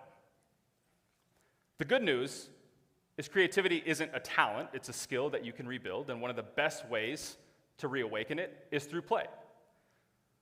So Dr. Stuart Brown, the founder of the National Institute for Play, has spent decades studying how play interacts with human behavior and brain function. And his research shows that play activates the prefrontal cortex of the brain, and this activation helps reduce stress, foster innovation, and improve mental clarity. So play really isn't just for children, it's a biological necessity. Now, whether you're sketching, gardening, or experimenting with a new recipe, what matters is the mindset, that you're engaging for the joy of the process, not for the outcome. Because play isn't a luxury, it's a tool. It's a way to think better, to feel better, and to live better. So last year, I had a student, and we'll call him Ben, and Ben was the perfect example of how play doesn't just spark creativity, but it also helps build resilience. Ben was a great student, but writing just never felt like his thing. And I saw it come to a head during a written assessment. He looked dejected, his responses felt rushed and surface level, and not indicative of the level of student that I knew he was. And so I stood there perplexed, because I wanted to help him. And that's when I remembered something. Ben played guitar. So instead of asking him to revise his work and turn it in again, I walked up to him and I said, hey, what if today, instead of writing an essay, you wrote a song instead? And for the first time all class period, he smiled. He looked up at me and he said, seriously? Seriously. And so he got to work. Lyrics filled the page. Rhymes that reflected the material, metaphors that captured the complexity of the topic. The same concepts that had just felt forced in his essay now flowed naturally into verses. And so we listened to the song together, and he was proud. Not only proud of his work, but proud that for the first time all year, an assessment didn't feel like a battle that he had to win. Because resiliency is more than just about pushing through frustration, it's about finding another way in, a way that makes the effort feel worth it. And that's what play does. It reframes challenges, it turns frustrations into experiments, and it reminds us that struggling doesn't mean we're failing, it just means we haven't yet found our way. So I want you to think back to your childhood for a moment. I want you to think of your favorite game. Maybe it was stacking pillows into forts, drawing chalk masterpieces on the driveway, or leaping from couch to chair because clearly the floor was lava. Back then, play wasn't something we scheduled or justified, it just was. But then we grew up, and play became something to avoid, something unproductive, and something that we needed to leave behind. But what if our paradigm is wrong? What if creativity, fulfillment, and resilience aren't found in avoiding play, but by reclaiming it? So here's my challenge to you all.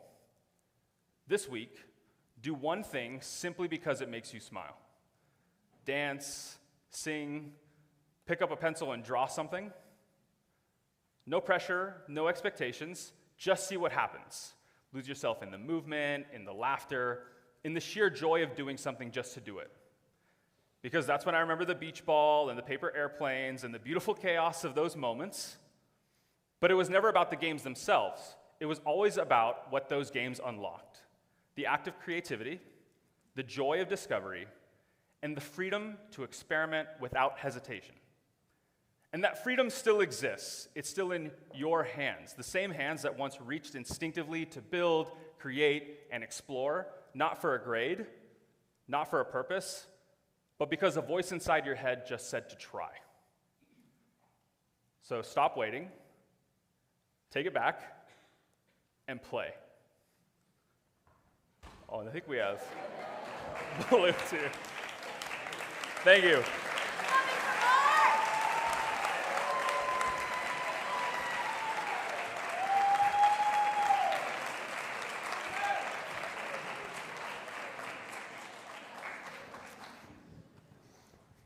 I don't know about you, Cole, but that talk's making me want to go out and swing on some monkey bars.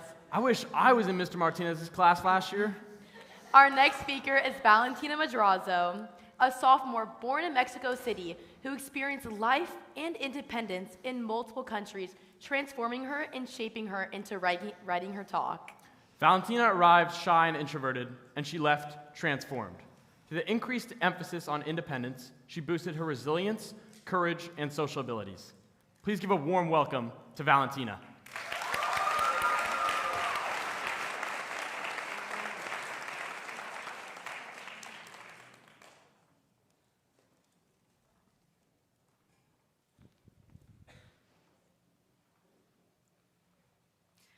Visualize a moment where you accomplish something unassisted, whether that's meticulously sorting white and colored clothing, doing laundry, riding your bike, fresh off training wheels, taking control of your own transportation, or cracking an egg into a sizzling pan, watching the once translucent egg solidify, cooking your first meal.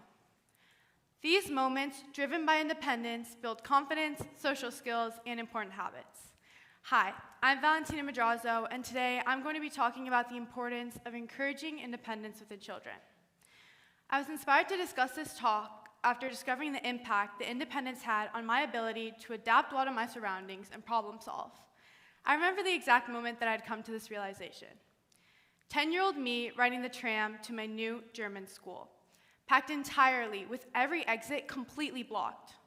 As my stop came up, the man blocking my exit was on an important business call and had completely ignored me. As the tram passed my stop, I was mortified. I had never ventured past my school yet, and I couldn't speak German. The next stop ended up being 10 minutes away. 10 minutes of contemplating my entire existence. I wound up learning how to read the map of my tram station, and by the end of the entire experience, I knew the entire system in and out. Despite my vulnerability, these are the moments that invigorated my ability to think critically and overcome challenges. Independence stimulates confidence and future social skills. Parents must integrate autonomy into their youth to enhance future generations. By forcing children to be in charge of their own responsibilities and endeavors, children retain experience rather than monotonously following instruction. This can be as simple as allowing your child to pack their own lunch, be financially responsible of the money that they earn, or even managing their own schedules. By doing this, not only are you setting up your child for success by stimulating important character qualities, but you're minimizing the creation of dependency, mental health issues, and a potential cognitive decline. Now, why am I so qualified to speak on this topic? Throughout my life, I've moved a total of 4 times, constantly being exposed to different cultures and social norms. Now, the specific place that I want to speak on that I moved to is Germany. Immediately upon moving to Germany, I noticed the level of independence that German children possessed. Starting from 6 years old, I saw kids taking public transportation, hanging out with friends completely unsupervised, and even being in charge with grocery shopping. I noticed an immediate correlation between the level of independence and ability to handle responsibility within my peers. Curious, I decided to research differences between independence levels in the US and Germany. Here's what I found. 70% of German children ages 10 through 12 take public transportation in urban areas independently, compared to 20 to 30% in the US. Additionally, 40% of German children spend their independent time outdoors, compared to 15 to 20% in the US. I realized that the reason that I had taken initiative to step outside of my comfort zone, make new friends, and even adapt well to my surroundings all had to do with my increase in independent activities. That newfound confidence within myself and my abilities, that came from independence. Correlational studies reveal that children with more time for independent activity score higher on tests of executive functioning, emotional control, social ability, and self-regulation. These all contribute to psychological well-being. Independence is beneficial in emotional, social, and psychological ways. Now, why is this relevant? Quite literally, every well-paying job requires sophisticated social skills and emotional maturity. Independence is a desirable quality for every possible candidate. So what does a lack of independence lead to? Dependency. I remember being 10 years old and going to summer camp and seeing how some of my cabin mates were completely disorientated after their parents left. Now, I'm not talking about being homesick. My cabin mates didn't know how to make their own clothes, fold their own beds, or even socialize. I felt a great empathy for them, for they were the ones that struggled the most fitting into the military lifestyle that this camp provided. But more importantly, I remember feeling a rush of gratitude for all the times my mother insisted that I had to clean my room or left me to fend for myself during social settings. We must raise children to be independent so that potential problems such as financial irresponsibility, an inability to socialize, and a low self-esteem can be avoided. Independence gives future generations the tools to empower the use of knowledge and confidence to step outside of their comfort zones and problem solve. Children must view complications as obstacles to face rather than depending on their parents to solve them. As you imagine the future of this planet and life with all of its uncertainties, is the comfort of dependency worth the inability to navigate challenges? Independence alongside interdependence strengthens mutual support and collaboration within communities to create a greater sense of common purpose. We must make it a priority to allow children to make mistakes and practice independence so that future generations are filled with individuals who are confident and prepared to face potential setbacks. Give them the freedom to explore new experiences that will shape their worldview. Give them the freedom to learn right from wrong and differentiate good from bad. Give them the freedom to evaluate new friendships, paths, and passions, and give them the freedom to learn what the weight of responsibility is and what it takes to be a great leader. Remember, it is not what you do for your children, but what you have taught them to do for themselves that will make them successful human beings. Thank you.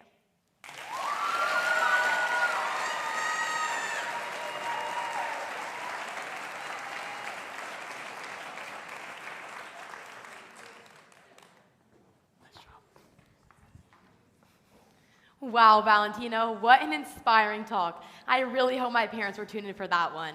That's an insightful one for sure. Next up is Sam Aliotto, a sophomore from Scripps Ranch, who has loved music since his childhood, playing both the drums and guitar. Sam's talk explores the idea of listening to music the way artists intended, through their full albums. I don't know about you, but I might be deleting Shuffle Play after this one. Let's give it up for my guy, Sam.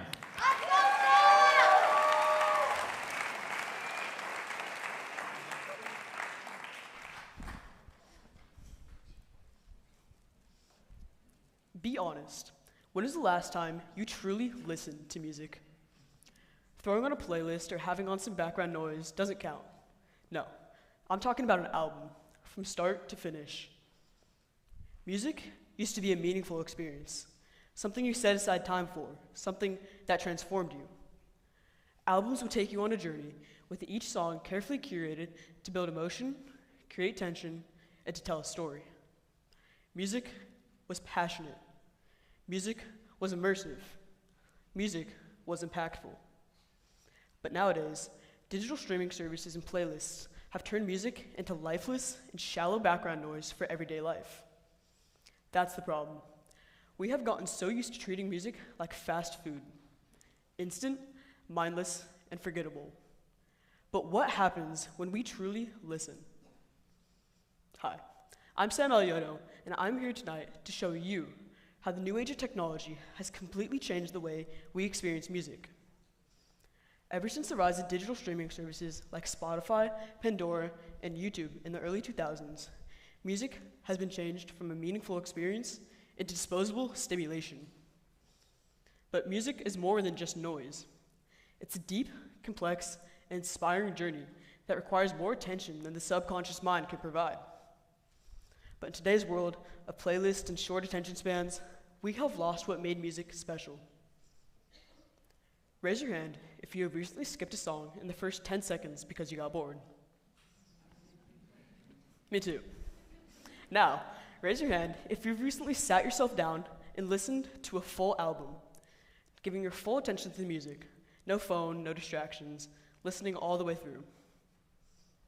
I can remember the first time I ever bought a vinyl record.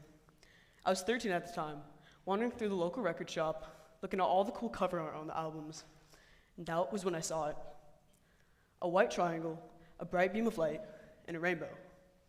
The Dark Side of the Moon by Pink Floyd. Something about it spoke to me, so I brought it home, set it on the record player, and dropped the needle. A faint crackle filled my ears before the music hit. Suddenly, I was in a whole other world of sound. Pink Floyd's mesmerizing vocals and haunting melodies was like nothing I had ever experienced before.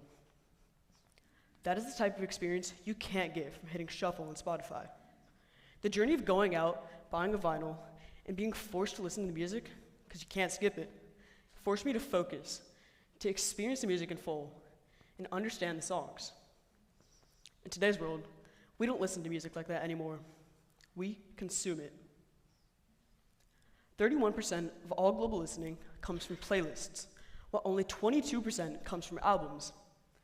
We're now letting AI algorithms pick and choose the songs that we listen to instead of artists. These algorithms choose the best songs to keep us hooked. It's like your own personal DJ that adapts to your taste over time, adding and removing songs from the playlists, and adapting the cue to keep you hooked for hours. But do we really get anything from this feed of unrelated songs? Imagine going to a movie theater and popping into each different showing just to see the climax of each movie.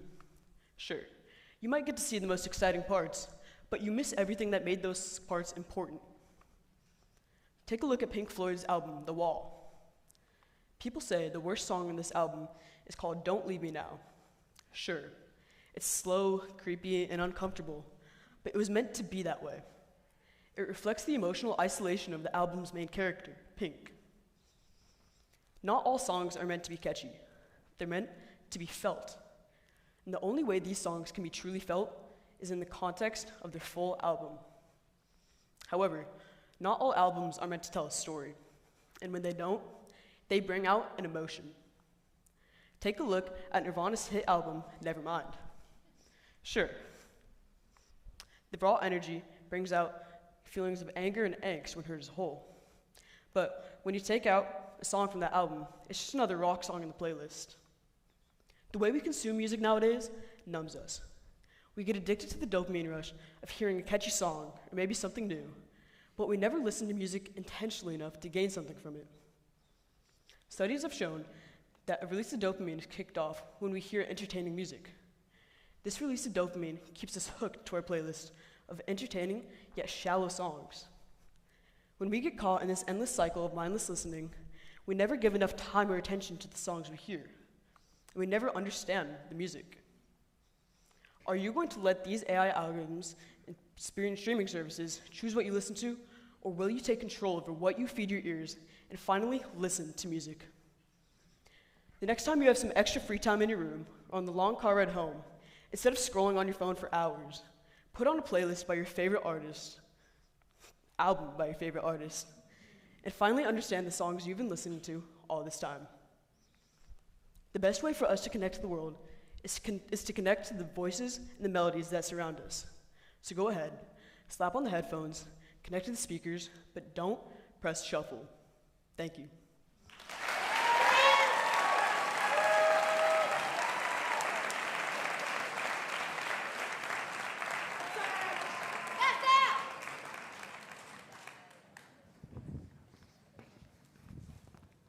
Wow, Sam, I'm definitely going to delete my Spotify after hearing that talk. Cole, what's your favorite album? Probably If I Know Me by Morgan Wallen. Where's all my country fans at? I love it, I love it, I love it.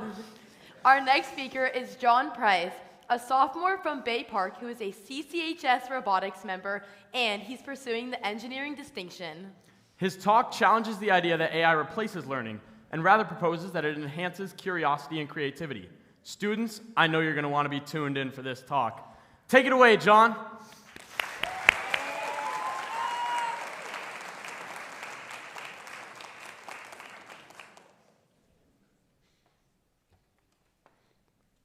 Welcome to the digital age.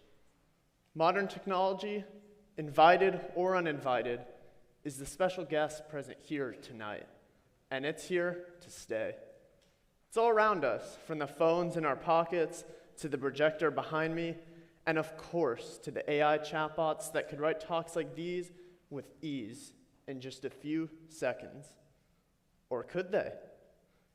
Hi, my name is John Price, and I'm here today to talk to you about the rise of modern technology, such as artificial intelligence, how it affects our brains, and why learning is now more important than ever. Technology has always played an important role in my life, from playing with snap circuits and building the Mechano robot with my dad, to gaming, programming, and the CCHS robotics team. Us Gen Zs and Gen Alphas have been highly involved with technology for all of our lives. In fact, 54% of Gen Z are open to using AI for daily tasks. I can remember me and my friends logging onto ChatGPT for the first time and getting it to write all sorts of stories for us about adventures, basketball games, and so much more. What felt so unimaginable just a few years earlier had now become reality. AI has come a long way since then, which is a relief, because it's hard to take it seriously when it'll recommend you to eat at least one small rock per day. Or maybe apply at least 1/8 cup of non-toxic glue to help cheese stick to your pizza. But I can't just stand here and pretend artificial intelligence is unintelligent, because ultimately it is one of, if not the greatest invention of the modern era. All the times you heard the clock ticking as your hands quickly typed to finish an assignment, the anxiety mounting as you worked deeper and deeper into the night and grew more and more exhausted, can now be put to rest with just a few simple prompts. And this raises a very important question. If AI can do so much for us, why do we still need to learn? Back in 2017, I took a trip to London with my parents. And what especially stood out to me were the Royal Guards, the red phone booths, and of course, the iconic black cabs. A local London news station reports, to get licensed there, cabbies must memorize 320 routes and 25,000 streets and get to know them all by heart. Amazingly, these drivers' hippocampus, the part of the brain responsible for memory storage, has significantly enlarged. Conversely, young study participants who reported high GPS usage showed a substantial decline in their spatial memory. Our brains rely on constant mental exercise to function properly, and taking that away is only going to be to our detriment. So think. Technology shows no signs of stopping as boundaries continue to be pushed every day. It's an incoming wave that only grows stronger and more powerful by the minute. You have to learn how to ride it fast, or else it'll just sweep you away. Renowned American entrepreneur Mark Cuban said it best: if you don't understand artificial intelligence, deep learning, and machine learning, learn it, because otherwise you're going to become a dinosaur within 3 years. Technology, when used wisely, would enhance our learning and ability, not replace it. A study revealed that radiologists, when assisted by AI, increased their diagnosis accuracy by almost 10%.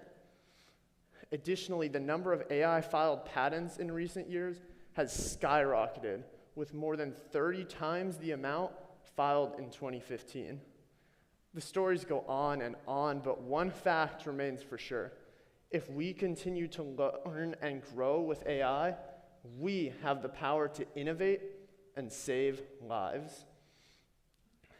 AI excels in quickly processing enormous amounts of data, which of course is downright impossible for us humans. To help contextualize this, Bill Gates can read at an astonishing rate of 150 pages per hour. Impressive, right? Amazingly, Claude AI can read a whole book in under a minute. Yet, for all these strengths, AI continues to struggle with many of the core strengths that us humans possess. We're able to utilize empathy, as well as our own personality and creativity to handle nuanced situations with ease. Need an example? Every talk given here tonight has been filled with personal stories, authenticity, and credibility that go far beyond purely knowledge. So now, I'd like to offer you all some food for thought. Introducing the AI sandwich. It's easily digestible and a highly effective tool developed in academia that blends our strengths with AI to create the best possible product. Consider a sandwich with 3 layers. Us humans are at the top. We come up with the ideas. AI then helps improve and develop these ideas in the middle layer before we refine and finalize the product in the bottom layer. This all goes to show that technology works at its best when it assists us from the passenger seat and we take the wheel. 7 in 10 consumers harbor some fear of artificial intelligence. Yet, if we continue to learn about the growing digital medium, we can turn that fear into learning, curiosity, and hope for the future. So now, one final question. Should we use technology to limit our ability to think and stifle our creativity? Or should technology be used to learn more and push boundaries in the process? For example, Johnny Kim, a local hero, employed cutting-edge technology and a drive to learn to go from a Navy SEAL to a doctor and finally an astronaut. He's a living example of the endless possibilities that we can all achieve if we combine our drive to learn with modern technology. So, by continuing to be aware of the dangers of technology, learning to work with it, and utilizing techniques such as the AI sandwich, we have the power to usher in an age of technological awareness and advancement, as well as to create technology that complements, instead of harms, our development as humans. In the words of NVIDIA founder and CEO, Jensen Huang, the most powerful technologies are the ones that empower others. Thank you.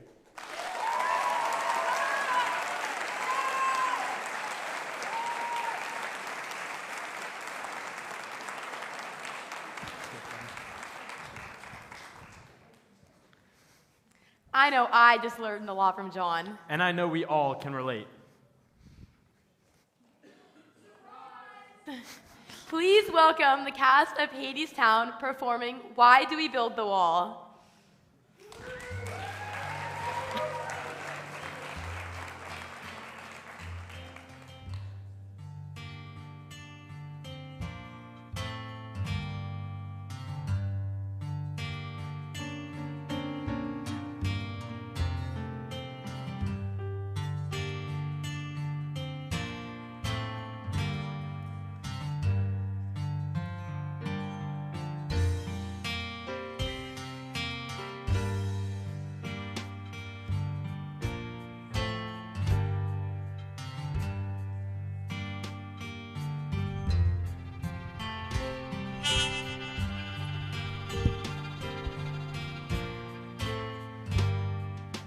Why do we build the wall?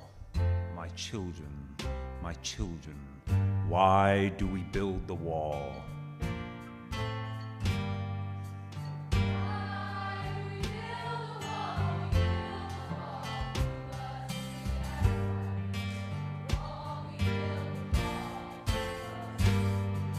How does a wall keep us free?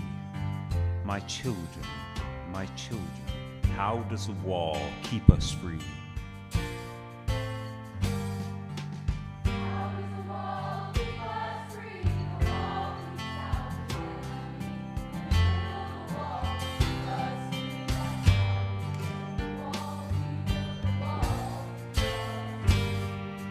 Who do we call the enemy?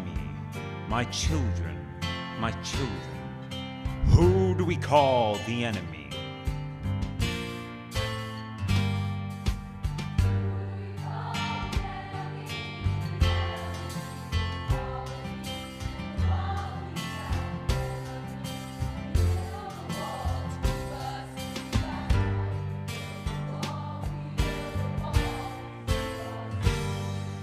because we have and they have not. My children, because they want what we have got.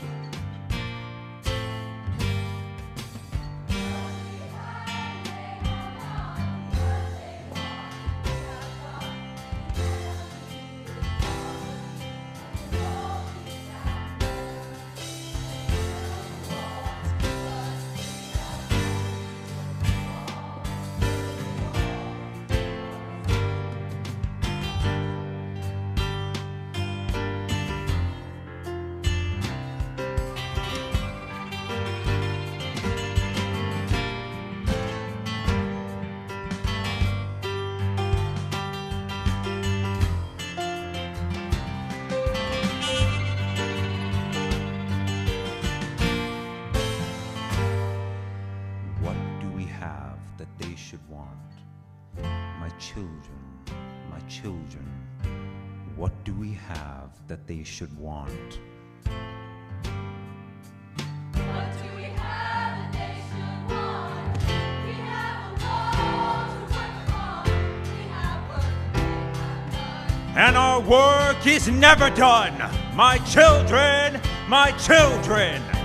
and the war is never won. The enemy is poverty, and the wall keeps out the enemy. And we build the wall to keep us free. That's why we build the wall. We build the wall to keep us free.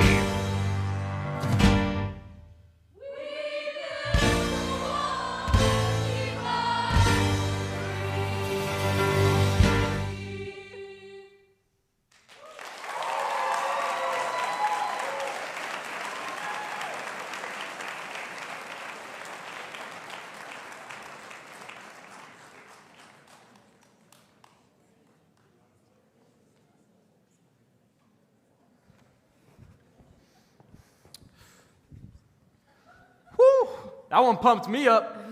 Please check out the cast of Hadestown as they'll open this Thursday in this theater right here. Our next speaker is Olivia Farmer, a sophomore from Escondido, who's going to offer some insights on the principle of comparison. Olivia has participated in dance since she was 18 months old, competing on multiple high-level competition teams. Her talk challenges the idea that comparison should be seen as this negative ideal, and instead proposes a new one that we should all tune into. Be sure to welcome her to the stage. Here we go, Olivia.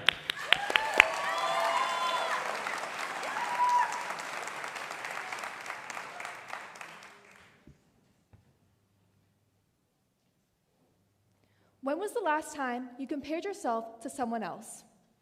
Wow, she's so talented. She's so much better than me. I wish I received that award. Am I not good enough?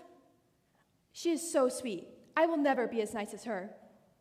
These are common statements I think all the time, and I'm sure you have too. But how do these thoughts make us feel? We end up feeling a bit sorry for ourselves, and we fall deeper into a hole thinking that things will never get better. This way of thinking is valid, but what if instead we allow comparison to fuel, motivate, and drive ourselves to achieve our goals? Hi, my name is Olivia Farmer, and I'm here today to discuss with you the benefits of social comparison and how changing your perspective of comparison can result in personal growth, improved teamwork, and ultimately aid in your success. But first, let's break it down. What are the differences between negative and positive social comparison? Negative comparison is when an individual compares themselves to someone else, focusing on their own failures. And as a result, they feel inferior, damaging their self-esteem. Positive comparison is based off more than just material possessions or physical features. It focuses on work ethic and motivation. And it creates positive goals like working towards a job promotion or doing better in a sport. Now, positive comparison is when an individual compares themselves to feel empowered and to motivate themselves to achieve their certain goals. Now, I want you to raise your hand if you think that positive comparison sounds more appealing to you. See, wouldn't you rather feel inspired to improve than inferior to others? Because I know I would. Comparison is a huge part of our lives. According to Psychology Today, as much as 10% of our thoughts involve comparison of some kind. On average, humans are awake 16 hours a day. That means you spend 1 hour and 36 minutes comparing yourself to someone else every single day.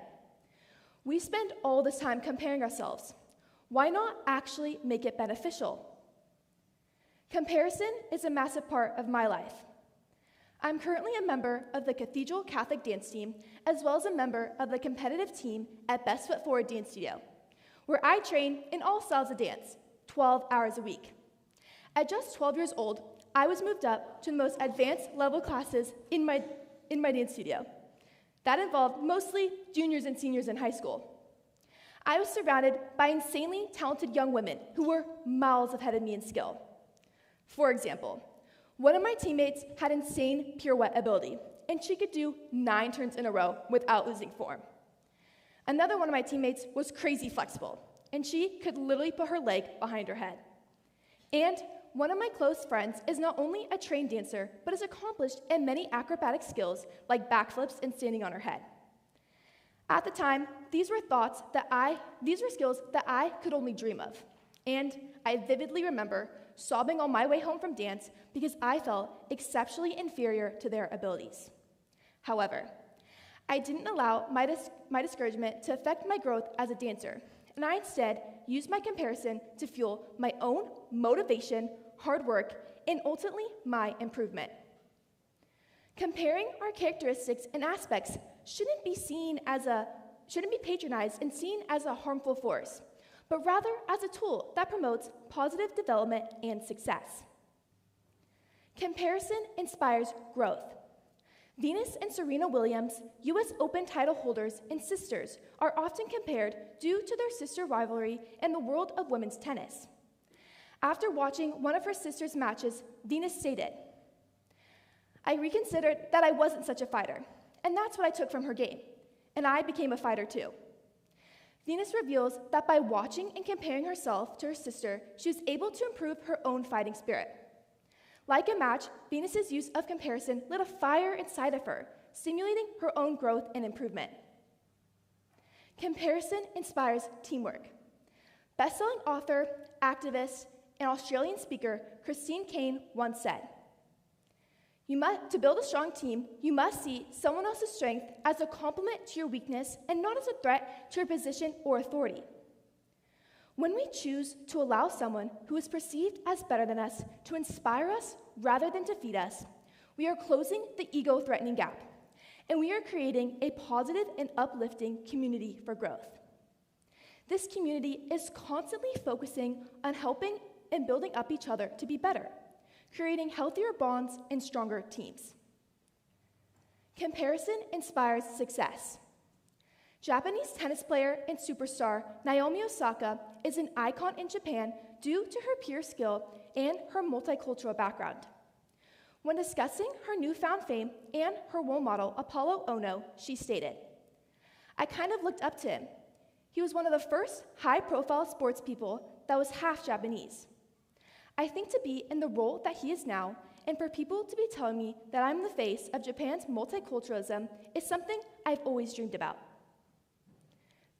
Naomi reveals that she looked up to Ono due to his athletic achievement and his similar multicultural background, and this motivated her to push towards her own goals. Her application of comparison fueled her own inspirations and dreams to propel further and to reach similar levels of success as him. Should we continue to fall further and further from our goals, destroying our chances at prospering? Or should we learn to apply comparison to motivate personal growth, teamwork, and success to thrive and ultimately benefit our lives?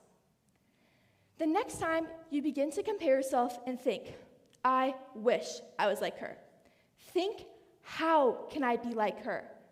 Let comparison bring us together to collectively pursue our goals. Use others as a mirror and compare your characteristics and aspects to unlock the key to your true and ideal success and growth. Thank you.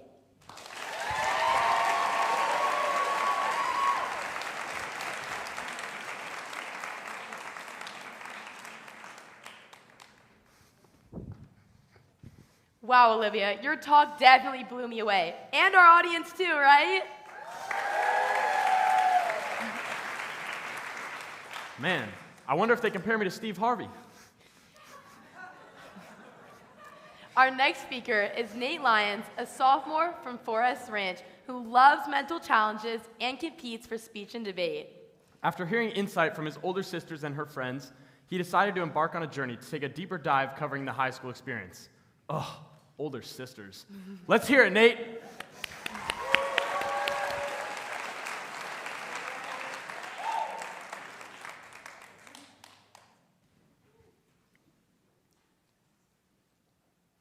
Tick, tick, tick. Each second felt heavier, amplifying the thumping in my chest. The game was on, and I was charging down the field, the ball firmly in my possession. My teammates were facing off against the opponents. No one was open. It was up to me now. I had to take the shot. Time! No! We shouted in unison, frustration etched on our faces as we slammed our phones into lunchboxes. We just lost our longest winning streak in Brawl Stars, a popular video game. Let me give you some context. Every lunch period at school, my friends and I find a shaded spot to gather and play video games. Sure, it gets intense, but it's just our way of passing the time. I mean, what else are you supposed to do at lunch? We're a nerdy group at our school, known for our D to C social skills, but A to A+ academic and video game skills. We're content with who we are, arguing our Harry Potter theories and engaging in those games, but at one point, I think we've all envied the popular crowd. That group that everyone seems to notice, makes friends easily, acts confident, and just seems to have everything figured out. I mean, who doesn't want to be well-liked? But here's the thing. If some people are at the top, that means others aren't, and often you don't realize where you stand until someone points it out to you. For me, it was that same phrase over and over. You're a nerd. And I always try to go against it, as owning up to it isn't exactly easy.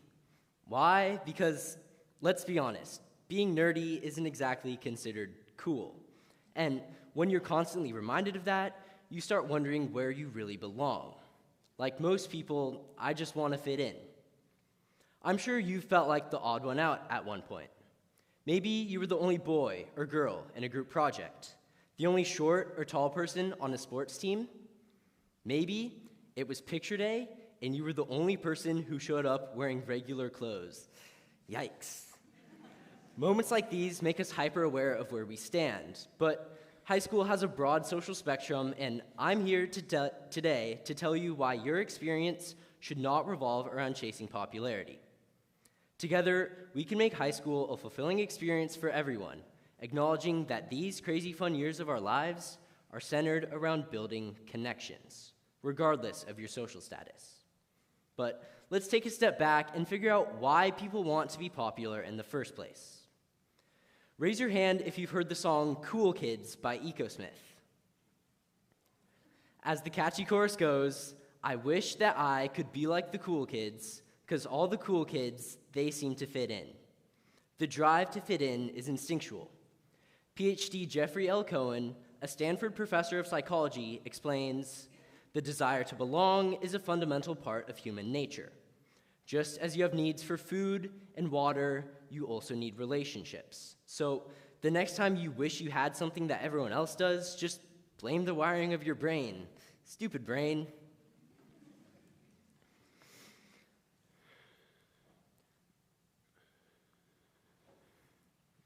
Even if you don't realize it, every time you see someone, you subconsciously make judgments about them. When I first walked on stage, each of you formed your own impression of me. How long did it take? A split second, a mere 100 milliseconds, the time it takes to blink. You might have thought, he forgot to iron his shirt today, or should I tell Nate he has something in his teeth?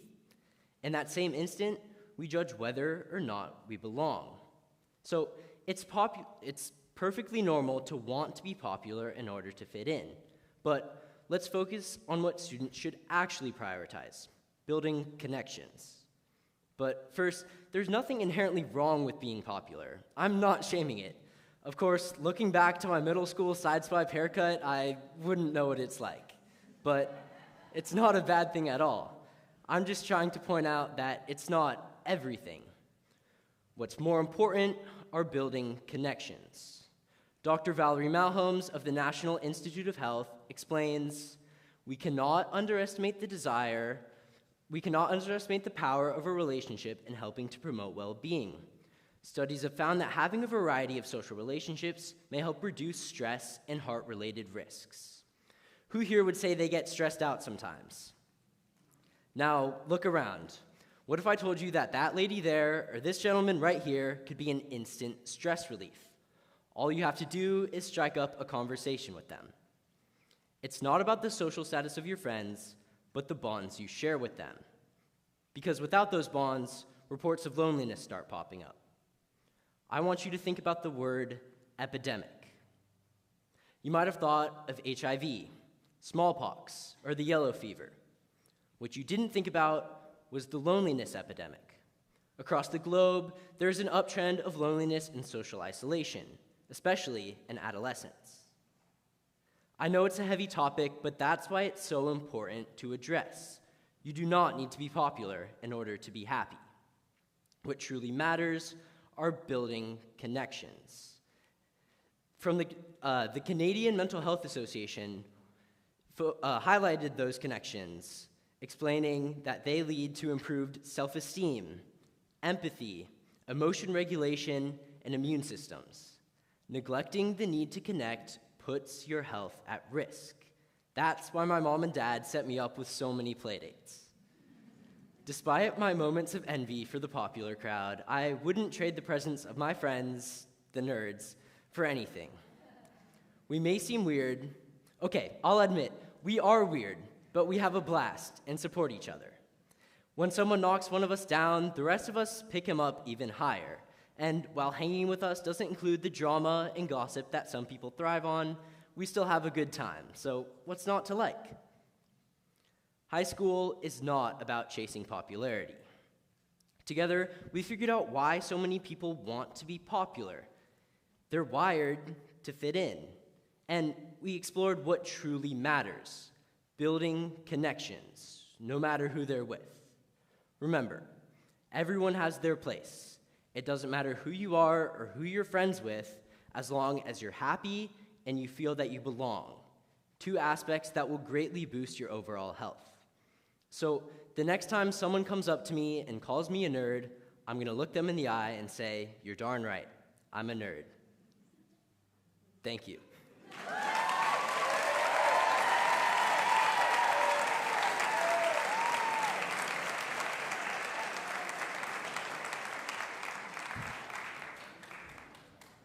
Okay, Nate might be a nerd, but he's also a nerd doing a TED Talk. Wait a minute, does that make us all nerds? Last but certainly not least, I would like to welcome our last speaker of the night, Luna Smith, a senior from Carlsbad who is extremely passionate about environmental science. She's conducted kelp research, interned at a dolphin hypocrisy lab, and is captain of the Cathedral Catholic surf team. Let's get loud for our last speaker of the night, Luna!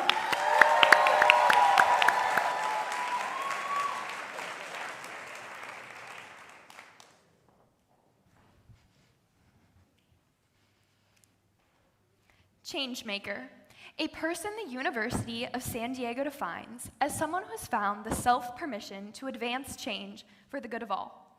It is someone who is intentional about solving a social or environmental problem, motivated to act and be creative. That sounds like someone we should all strive to be, right? Yet why do we have so many global issues that seem to have no solution? Society still upheld by systemic discrimination, rising wealth inequality, and a planet filled with waste. We are lacking zeal for change. An increasing number of people have become content with the status quo. But that doesn't mean we can't harness education to inspire a new generation of global changemakers. For me, that inspiration comes from addressing humanity's impact on the natural world.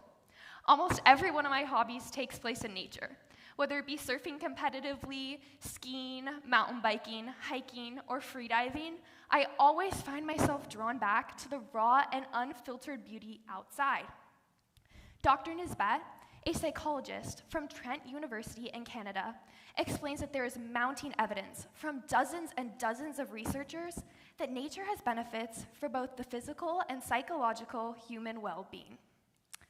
Only 20% of the world's population is said to be change-friendly, meaning they willingly embrace a change in the way things are.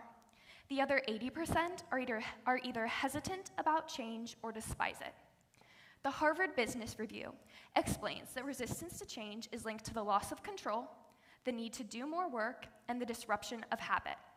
So how do we begin encouraging a positive outlook towards change? By rethinking the way we educate children in our school systems. In many ways, creativity is dampened when students must conform to rigid rules and structured classwork. This conformity limits their ability to imagine their own ideas.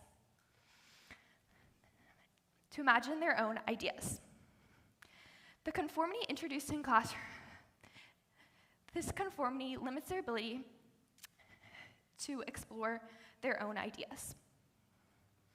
Every single one of us is so unique, and we should not be restricting ourselves to fit societal norms. Instead, we should be utilizing our talents to solve global issues of immigration policy, inaccessibility to healthcare, or glacier depletion that we are so often introduced to, yet never given the tools to solve. To support this, teachers, parents, and mentors must strive to cultivate a mindset of global thinking. This means encouraging broad perspectives and excitement for learning about the interconnectedness of our world.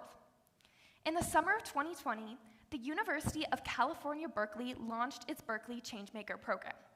The program's goals are to help students master critical thinking, communication, and collaboration into an array of interdisciplinary courses.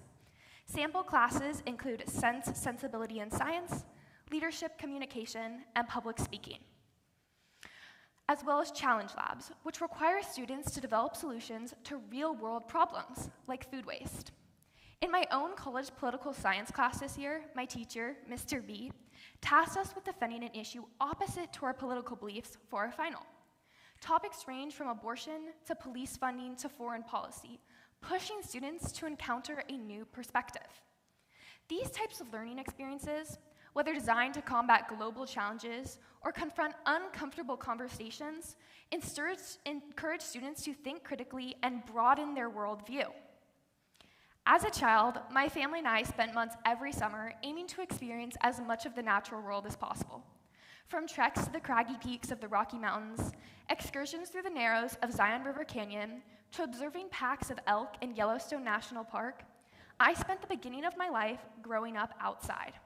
As such, my love and deep respect for outdoor spaces has inspired my passion for preserving them in light of the rise of urbanization. That's why I've committed my high school experience to learning as much as I can about environmental issues. I've taken AP Biology and AP Environmental Science, participated in beach cleanups, and done my own research on human impact and sustainability. I've made my mark as a citizen science surveyor, where I help scientists gauge the health of underwater ecosystems off the coast of Catalina Island. I collected fish species numbers and removed marine debris. This experience tested my limits. I was in freezing 55-degree water and still had to communicate with my fellow divers and collect data. But if I didn't go diving because I was too uncomfortable, I would have never seen how sargassum seaweed is invasively taking over Catalina reefs, or how necessary kelp beds are in supporting a biodiverse community of organisms. Because I decided to take a risk at something new, I was introduced to an entire new field of research and focus that I didn't know existed. Only through hands-on learning did I find myself more committed to pursue my commitment to environmental conservation. While I was lucky enough to have this opportunity, experiences that push individuals into uncharted territory are not easily accessible. We need to start utilizing the tools of social media and marketing to advertise educational enrichment.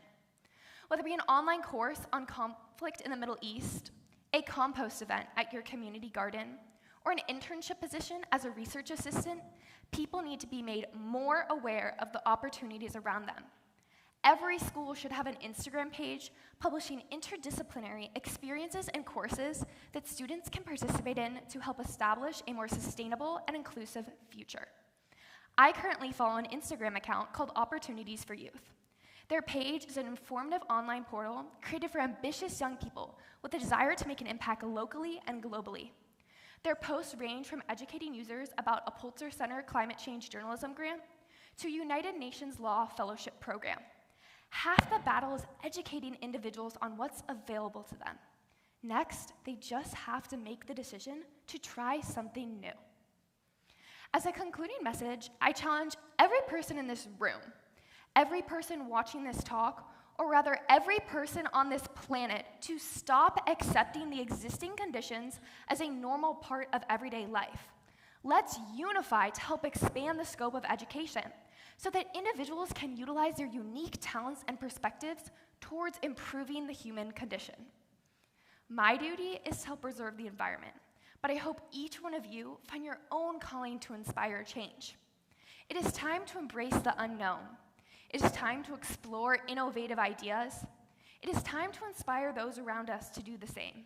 It is time to become change makers.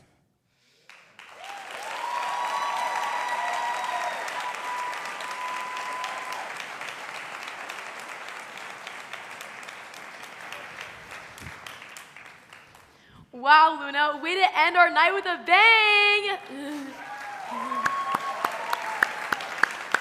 What an incredible evening we've had tonight. One more round of applause for all of our amazing speakers.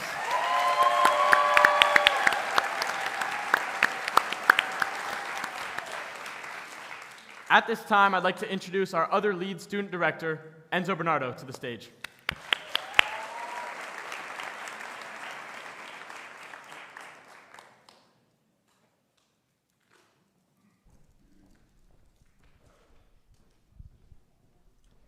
Hello, I'm Enzo Bernardo. I'm a junior here at Cathedral Catholic High School and lead student organizer with Avery Faulkner.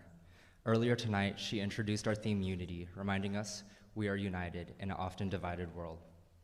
To start off my list of thank yous, I have to start with Miss Fiore and Mr. Threet. They are our lead organizer and assistant lead organizer and ensure every decision we make as a committee pushes us closer to our goal of building a better event every year. Thank you so much to them.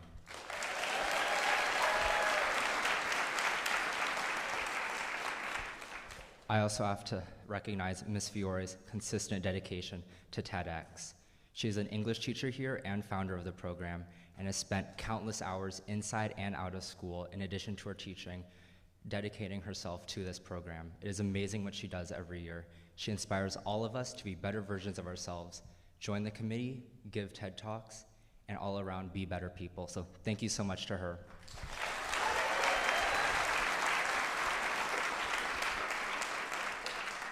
I would also like to thank the TEDx CCHS committee.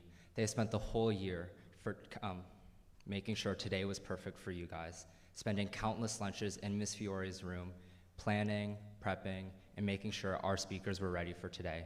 So big round of applause for them.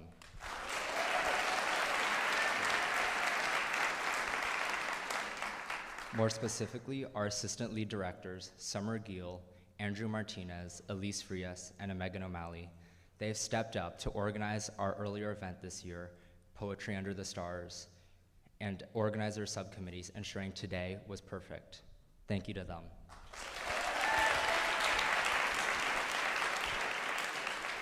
Our marketing committee, Lucas Pascual Gonzalez, Hannah Sperling, Pearl Smith, and Mia Fisher, who have met every week ensuring that we have reels and posts curated for our Instagram page. Thank you to them.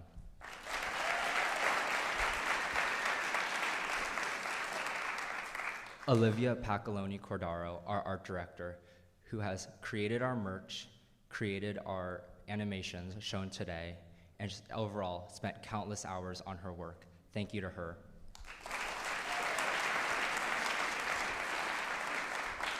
Our spectacular MCs, Cole Askins and Lindsay Zimmers, who have introduced our amazing speakers tonight. Thank you to them.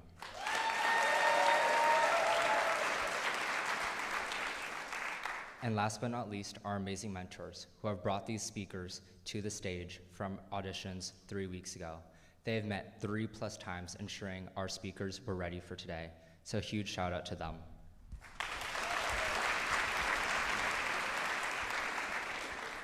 We also have to give a huge shout out to Mr. Rodriguez from Facilities for setting up the chairs, tables, and event decor earlier this year, along with Mr. Nguyen and the audio and lights coordinator with his student film crew. Thank you.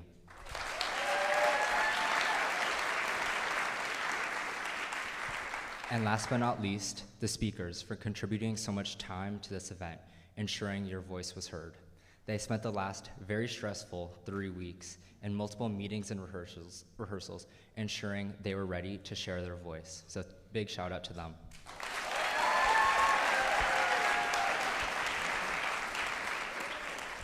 Now on to awards. Throughout the year, we have many tasks as a committee to complete, and one person rises above all. We would like to thank Pierce Millar.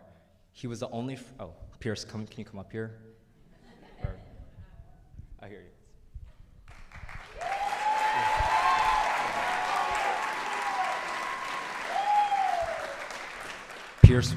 Pierce was the only freshman to perform at TEDx last year. He has stepped up to be a mentor this year. He has done incredible work, including introducing our speaker workshops every Friday before auditions, ensuring everyone who wanted to give a talk could give a talk. So thank you, Pierce.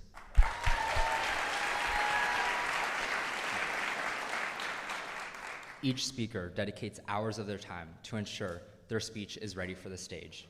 We like to recognize this dedication with Speaker Under the Spotlight Award. This year, it is Nate Lyons.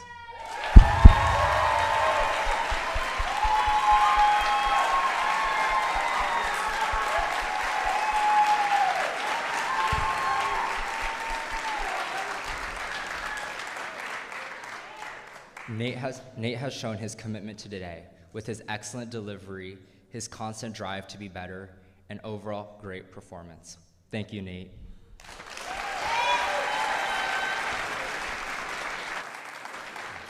As you may have seen in the foyer, Ms. Rabicki's APR class has created an amazing installation, blending our theme Unity with art and their voice. Big shout out to them, so thank you.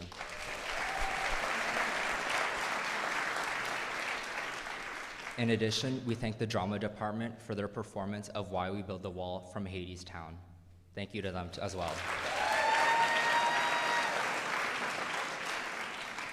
Now I'm going to hand it back to our MCs. Thank you for joining us tonight, and have a good evening.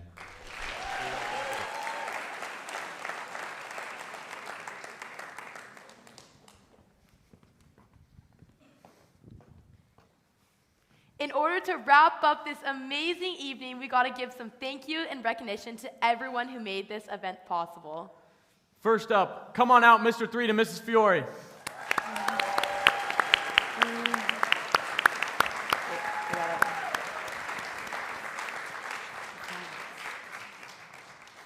And a special surprise from our lead student directors, Enzo.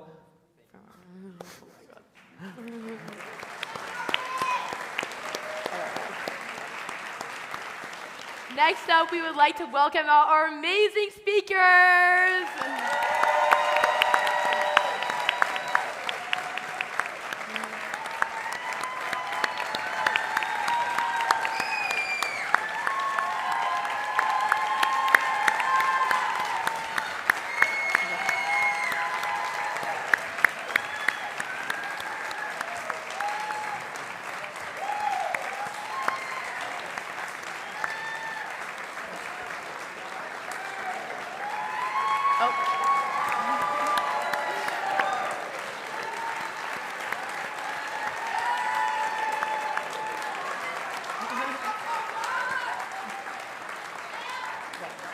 And last, but certainly not least, let me recognize the most dedicated team of committee members we've had in years, the TEDx CCHS Youth Committee.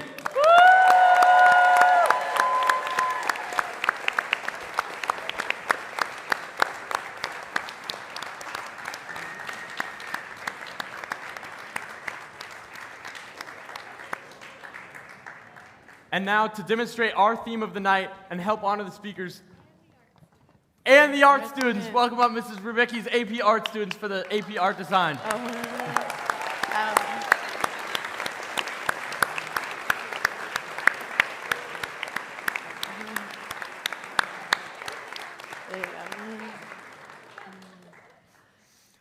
And finally, as we close out this amazing night, we'd like all to pull out their cell phones, and to demonstrate our theme of unity, please turn on your phone light like this and wave it in the air. Okay, ready? Okay. Thank you so much for coming to our TEDx CCHS event. Big bow, big bow, big bow. Bow. Are you ready?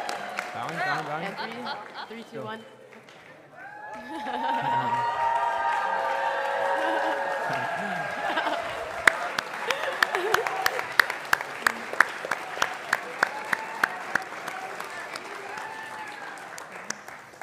Most importantly, thank you to you all for being a part of this journey today. We'd hope you come out to the event next year, but that's all for this year. So, safe travels, and we hope you had a great time at TEDx CCHS Youth.